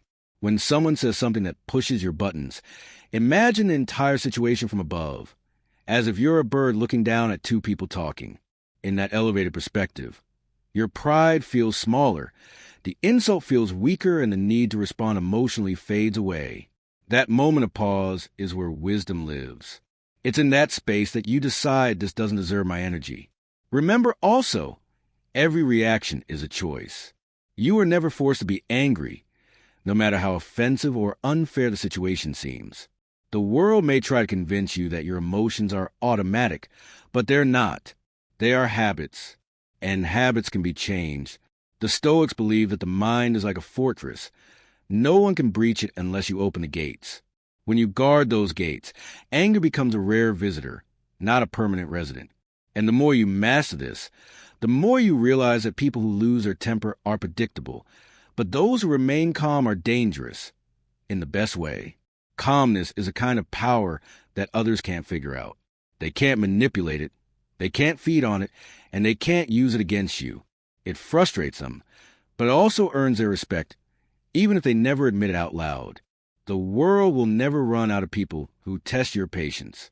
Every day, you will encounter someone whose words or actions could pull you into irritation. But anger is never just about them. It's about how you choose to meet the moment. When you understand this, life changes completely. Instead of reacting impulsively, you start observing calmly. Instead of being dragged into their chaos, you stay rooted in your inner order. And that, in itself, becomes a quiet form of mastery. Think about it. Anger often starts because we assume others should act according to our expectations. When they don't, we feel wronged. But a Stoic sees it differently. They understand that every person acts according to their own reasoning, beliefs, and flaws. Expecting the world to move exactly as you wish is like expecting the ocean to be still forever. It's not going to happen, and getting angry at the waves only exhausts you. This is why the Stoic chooses to look at the nature of the person and the situation before deciding whether it's worth any emotional investment. If someone insults you, you can remind yourself, this person is acting from ignorance or emotion, not from truth. The moment you see this clearly, the insult loses its sting. Why? Because you no longer take it personally. You see it as a reflection of them, not a definition of you. Marcus Aurelius once advised himself to meet rudeness with the same calm as you would meet a barking dog. You don't negotiate with it. You don't bark back. You simply keep walking. Because the goal isn't to prove yourself to the dog. It's to keep moving toward your destination. In the same way, your life's mission is too important to pause for petty conflicts. Another secret is understanding the difference between what you can control and what you can't.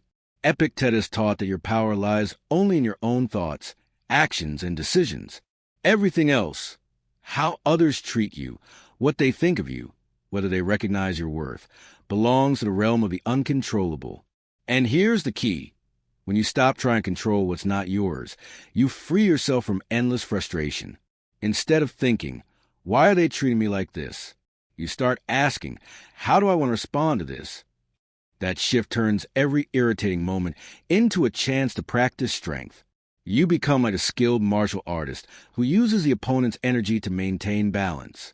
People can throw their worst words at you, but they find no weakness to exploit because your calm is untouchable. The truth is, anger is a thief. It steals your focus, your time, and your self-respect. Every minute spent in resentment is a minute you could spend building, creating, or enjoying life. The Stoic understands that winning an argument at the cost of inner peace is no victory at all. The true win is walking away still in control of your mind. And here's a perspective you think about. When you don't react, you gain power. People expect resistance when they push you, and when they don't get it, they're left unprepared. Your silence can be louder than their shouting. Your composure can be more cutting than any insult. This doesn't mean you tolerate disrespect. It means you choose the manner and timing of your response with intention, not emotion. In fact, sometimes the most powerful move is no move at all. If someone is trying to provoke you, disengaging robs them of the reaction they crave. Over time, you'll notice that people stop trying to disturb you because they realize they can't. You've built a wall not of coldness, but of unshakable presence. And this is not about suppressing emotions either. Stoicism doesn't tell you to become a robot. It tells you to master the art of feeling without being ruled by the feeling. You can acknowledge irritation, understand its source, and then decide whether it deserves your energy. More often than not, you'll find it doesn't. Every interaction becomes a training ground. The more you practice, the easier it becomes to stay calm in the face of any challenge. Eventually, you'll reach a point where anger feels like an outdated habit, one you no longer need. Instead of being pulled into drama, you'll move through life like still water, reflecting everything, disturbed by nothing. And so, the deeper we dive into the essence of Stoicism, the more we see that anger and irritation are not inevitable reactions. They are choices. The Stoics understood that emotions like rage, resentment, and frustration are not purely external forces that attack us. They are responses born out of our own judgments, expectations, and attachments. If we remove the faulty judgment, the emotion loses its grip. Marcus Aurelius often reminded himself that people act according to what they believe is right in that moment, even if it's misguided. So, when someone insults you, they aren't necessarily trying to destroy your peace. They are simply acting from their own limited understanding. This shift in perspective removes the personal sting of the offense. Instead of thinking they disrespected me, you begin to think they acted from ignorance. But this detachment doesn't mean you become indifferent in a cold, uncaring way. Stoicism teaches emotional mastery, not emotional numbness. It means you care about what truly matters, your character, your values, your peace, while letting go of what you cannot control, like the moods, words, or behaviors of other people. The moment you learn to put a wall between your peace and someone else's chaos, you step into a kind of unshakable strength. Another powerful Stoic insight is to practice what Epictetus called premeditation of evils. This isn't about being pessimistic. It's about preparing your mind for the inevitability of human flaws. Expect that you will meet rude people. Expect that some will misunderstand you. Expect that life will throw inconveniences at you. That way, when it happens, you're not shocked or angered. You're ready. It's like a mental shield that turns potential triggers into expected events. Equally important is to recognize the short-lived nature of irritation. Anger feels huge in the moment, but the Stoics asked, will this matter in a day, a week, or a year? If the answer is no, then why waste your limited time and energy feeding it? Seneca said, how much better to heal than to seek revenge? Every second spent in fury is a second stolen from peace, joy, and productivity. And here's where discipline comes in. You train your reactions the way an athlete trains their body. You start by slowing your breath when provoked, keeping your voice calm, and giving yourself the space to think before responding. Over time, this becomes natural, and you find that things which once would have sent you into a spiral now barely register. That's when you realize anger was never the problem. Your untrained mind was. And so, the final layer of never getting angry or bothered by anyone lies in transforming your inner relationship with the world.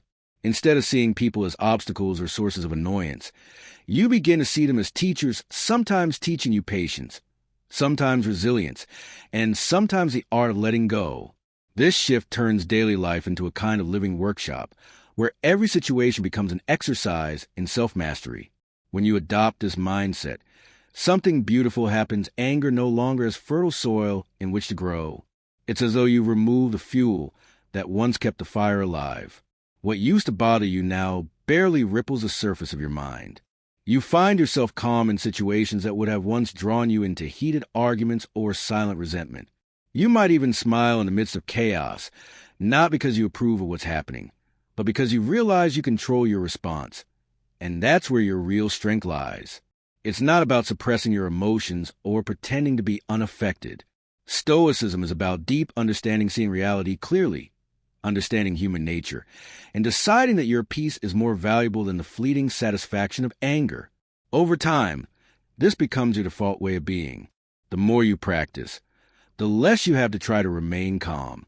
Your peace becomes unshakable because it's rooted in perspective, not circumstances. And remember, the Stoics didn't just aim to avoid anger for the sake of feeling good. They did it because anger clouds judgment, distorts perception, and leads to decisions that do not serve our higher selves.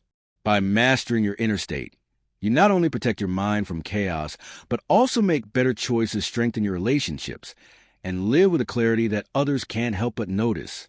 This is how you reach the point where you never truly get angry or bothered by anyone, because you've learned that no one can steal your peace unless you hand it over willingly. And once you've experienced the freedom of keeping it for yourself, you'll never want to give it away again. And here's the quiet irony: the moment you stop letting people get into your skin, they start losing their power over you. Those who once thrived on pushing your buttons begin to realize those buttons no longer work. It's like they're pressing an elevator call button that's been disconnected. No matter how many times they press, nothing happens. At first, they might try harder, but eventually they stop. When you carry yourself with this kind of inner stability, people begin to treat you differently. Even those who might have disrespected you before start to approach with caution, not out of fear, but because they sense something about you has changed. You no longer react impulsively, and that unpredictability, the calm that can't be shaken, earns you a quiet respect. You don't have to demand it. It's given freely because they can see you've mastered yourself. This mastery doesn't mean you withdraw from the world or become emotionally numb. On the contrary, you start living more fully because your mind is no longer clouded by unnecessary irritation or resentment. You can be present in conversations without your thoughts being hijacked by petty grievances. You can listen to criticism without feeling attacked, and you can observe human behavior without letting it control your mood. The truth is, people's actions are often just projections of their own struggles, insecurities, and misunderstandings. When you understand this deeply, it becomes nearly impossible to take things personally. You realize that their anger is about them, not you. Their disrespect is a reflection of their own values, not your worth. Their judgment says more about their perspective than it does about your reality. And so, your mind becomes a fortress, not a cold, isolated fortress of stone, but a warm, well-guarded sanctuary. The gates are open to kindness, wisdom, and meaningful connection, but firmly closed to chaos, manipulation, and negativity.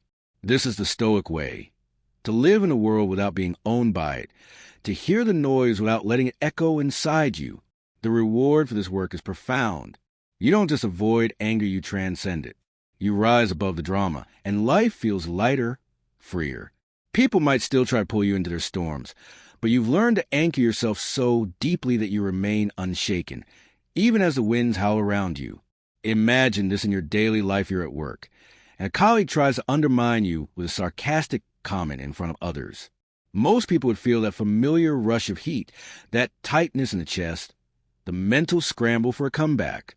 But you look at them calm and steady, maybe even with the faintest hint of a knowing smile, and you respond, or don't respond, with complete control. That silence, that unshaken presence, speaks louder than any defensive argument ever could. In relationships, this mastery of self turns you into something rare: a person who cannot be baited into pointless fights. If someone tries to guilt trip you, push your buttons, or twist your words, they're met with your unyielding calm. You no longer match their emotional pitch. Instead, you stay rooted in reason, and in doing so, you force the other person to confront their own behavior without the distraction of your reaction. This is where boundaries become unspoken, but deeply felt.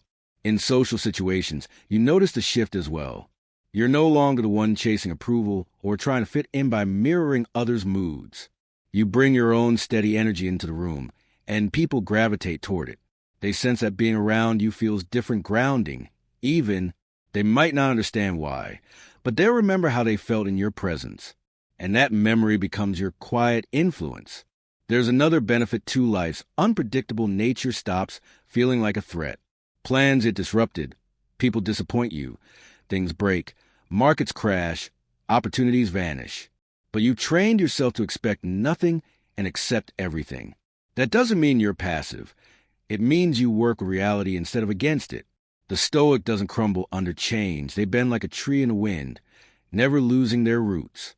This kind of stability makes you rare in a world addicted to emotional volatility. People respect it. Some may envy it.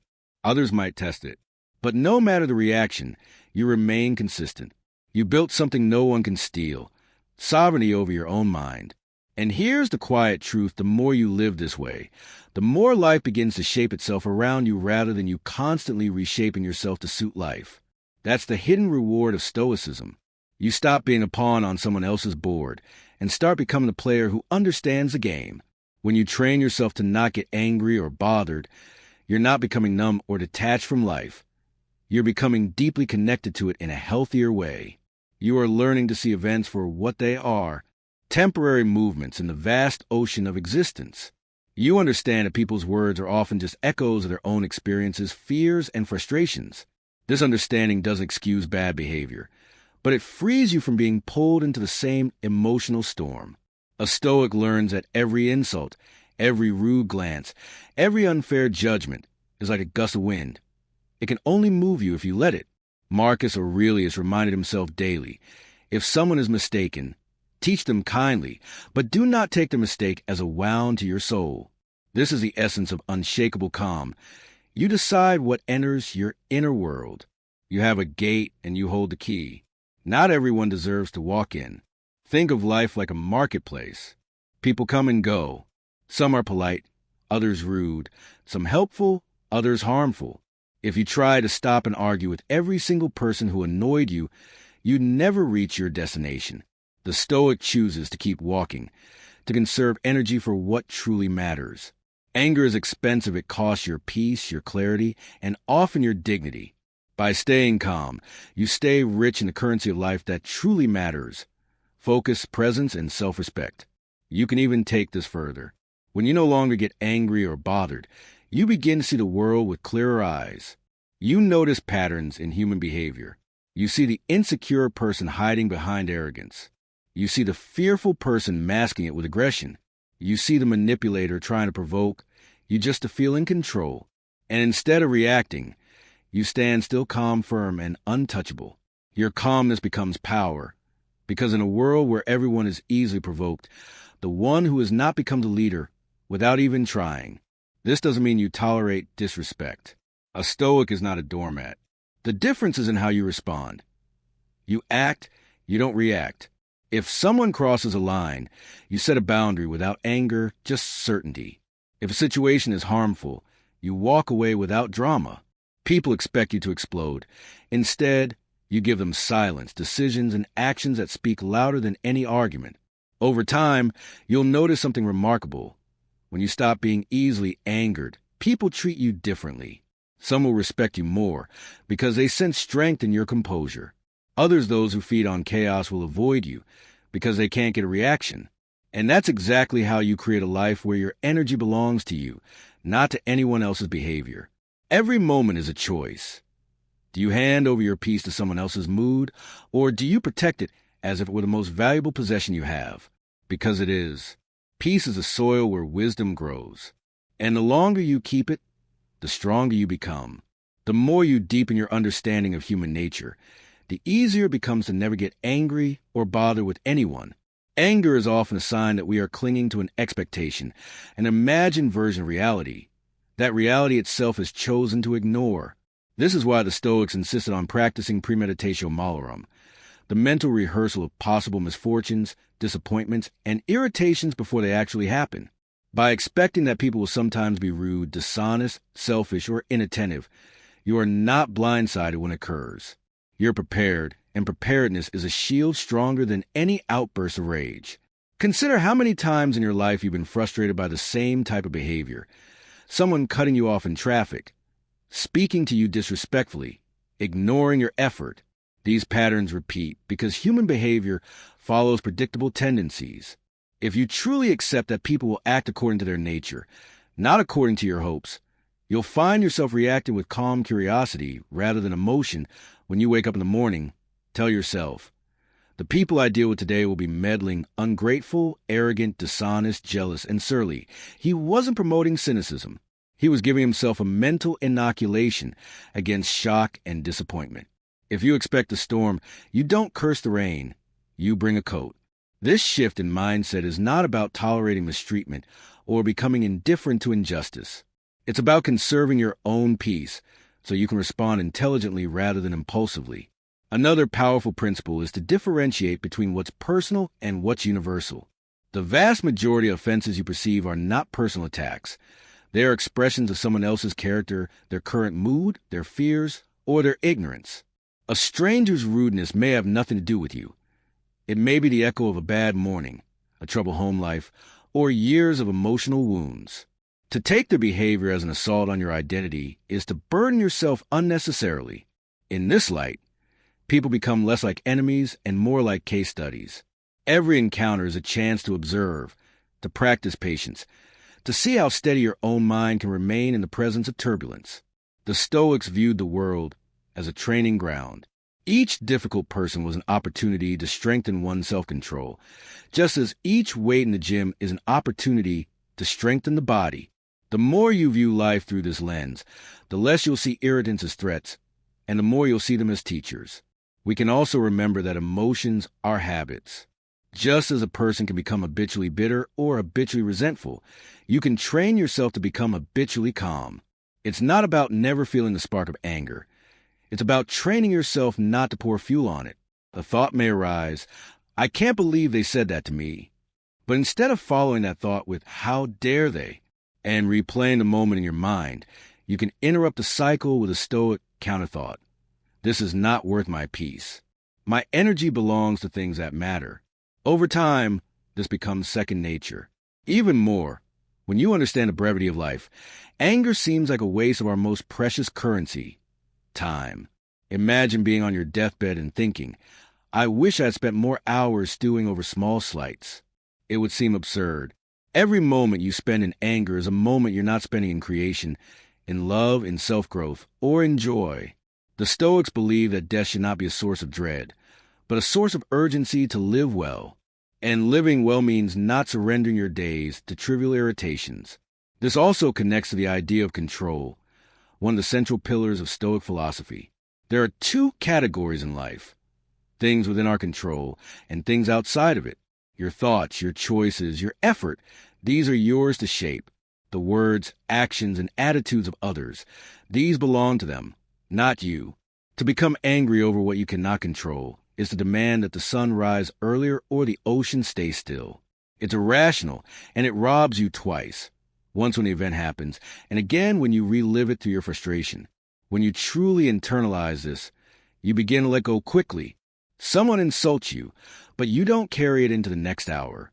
Someone disappoints you, but you don't drag it into the next day. It's not about pretending it never happened. It's about refusing to let it set up camp in your mind. You acknowledge it, you assess it, you decide whether action is needed, and you move on. That's the Stoic rhythm, perception, judgment, action, release. Now, imagine how different your life would feel if every irritation became an exercise in patience. If every rude comment became a reminder of your own resilience. If every betrayal became a lesson in discernment rather than a wound you kept reopening. You would be untouchable in the most important sense.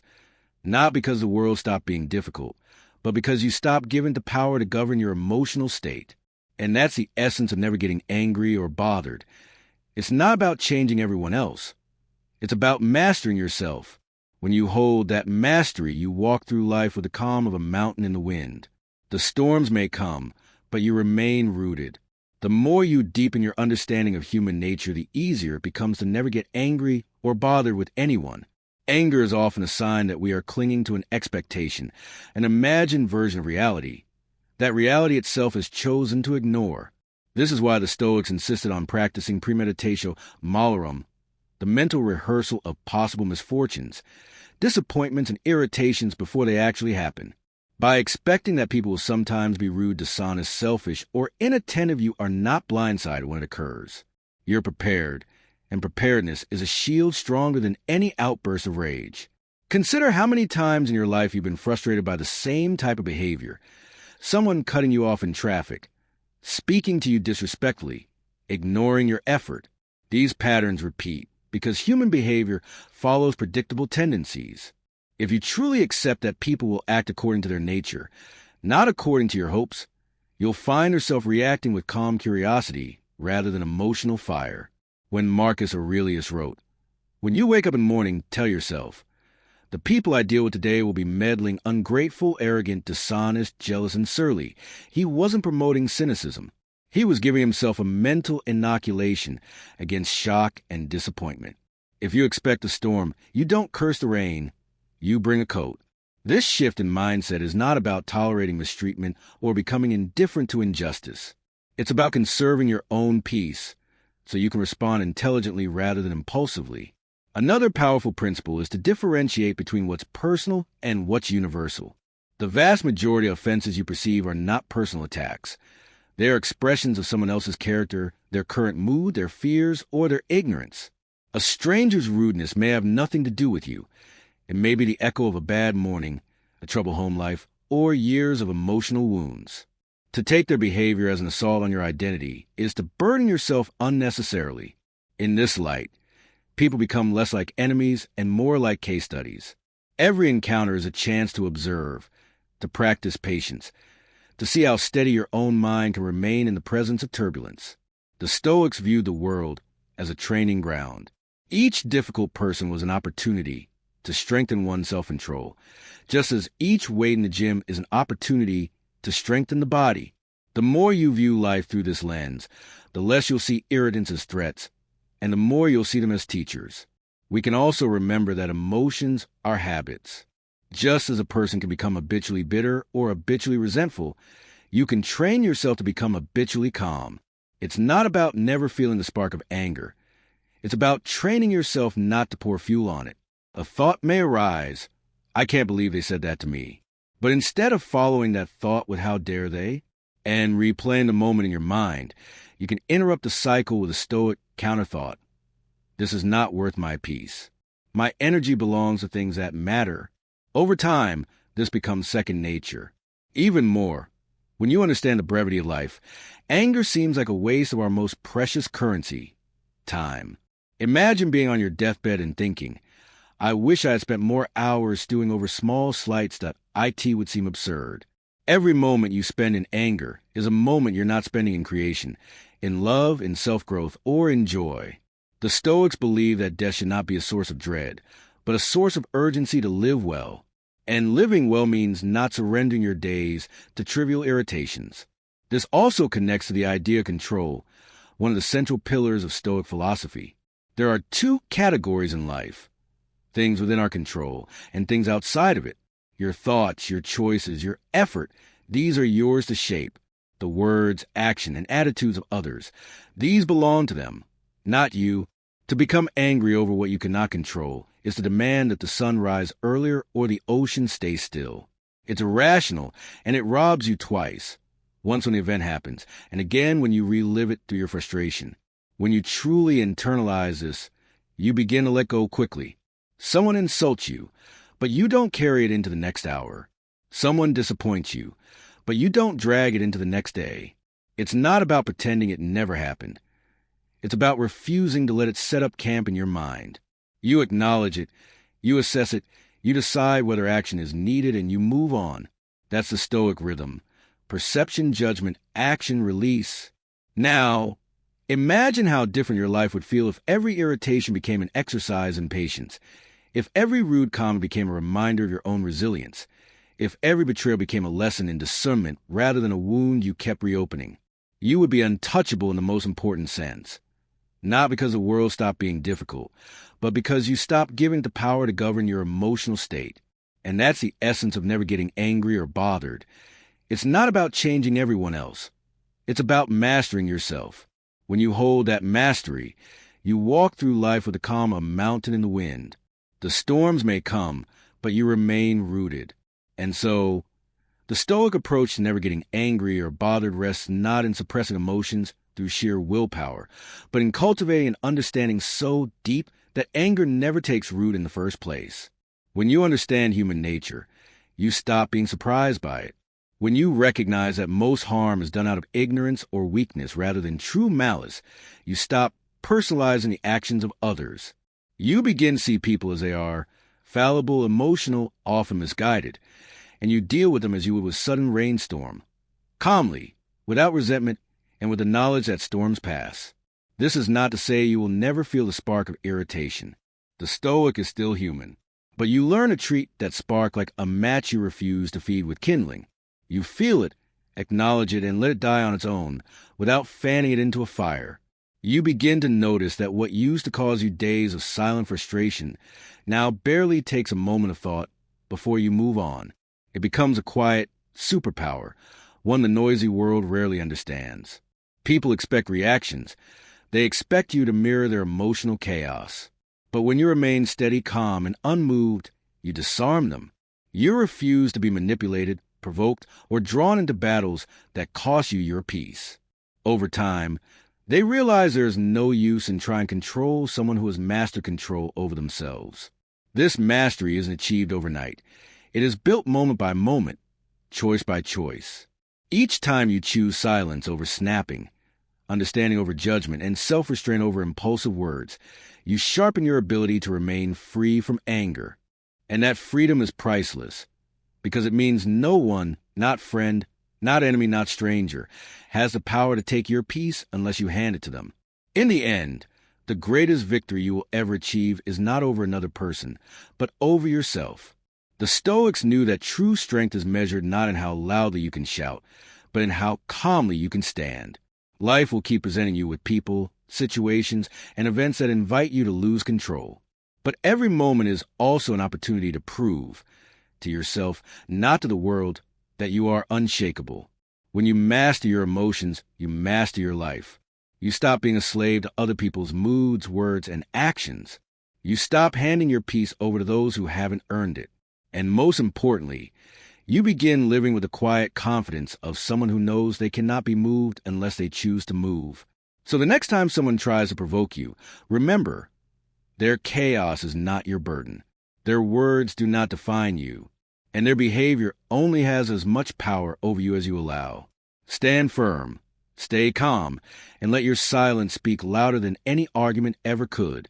If this message resonated with you, subscribe to this channel for more Stoic wisdom and life-changing insights.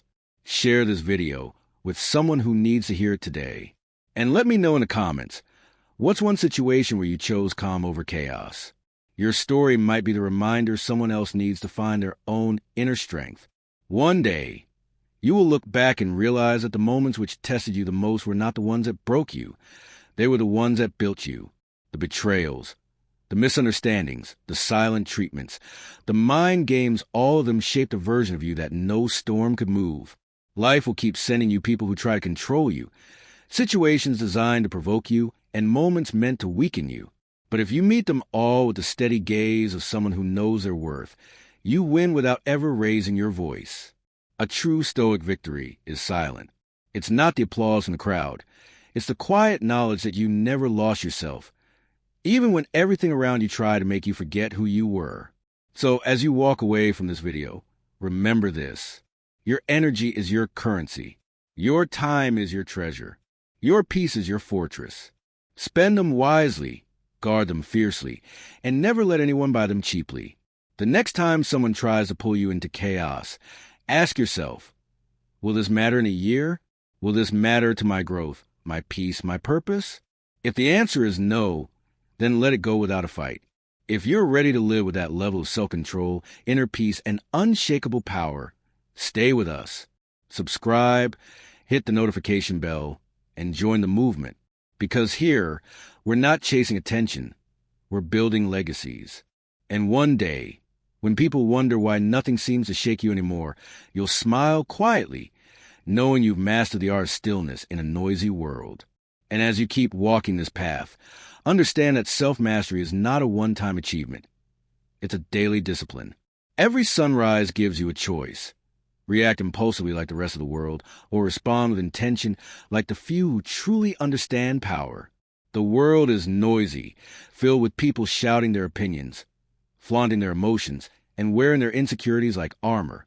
But you will move differently. You will listen more than you speak, observe more than you judge, and act only when it truly matters. People will call you mysterious. Some will call you cold. But the ones who matter will recognize that what you really are is free. Free from needing validation. Free from being manipulated. Free from living life on someone else's terms. That is the quiet power of the Stoic way. It's not about winning every argument. It's about reaching a point where arguments no longer interest you. So let the world be loud. Let others waste their strength trying to prove themselves. You will conserve yours, using it only for battles that align with your purpose. That restraint will become your strength. That silence will become your shield. And as you master this, People will sense something in you they can't quite explain, something rare, untouchable, and undeniably magnetic. That's the kind of presence that changes not just how others see you, but how you see yourself. So here's the truth. You were not put here to beg for space in someone else's life. You were not born to dilute your voice so others could feel comfortable. You were not meant to survive on crumbs of respect, attention, or love. You were made to stand firmly in who you are, even if it means standing alone, to choose dignity over desperation, to choose purpose over popularity, to choose peace over the exhausting chaos of chasing people who do not see your worth. And when you live like this, when you carry yourself with that unshakable presence, something remarkable happens.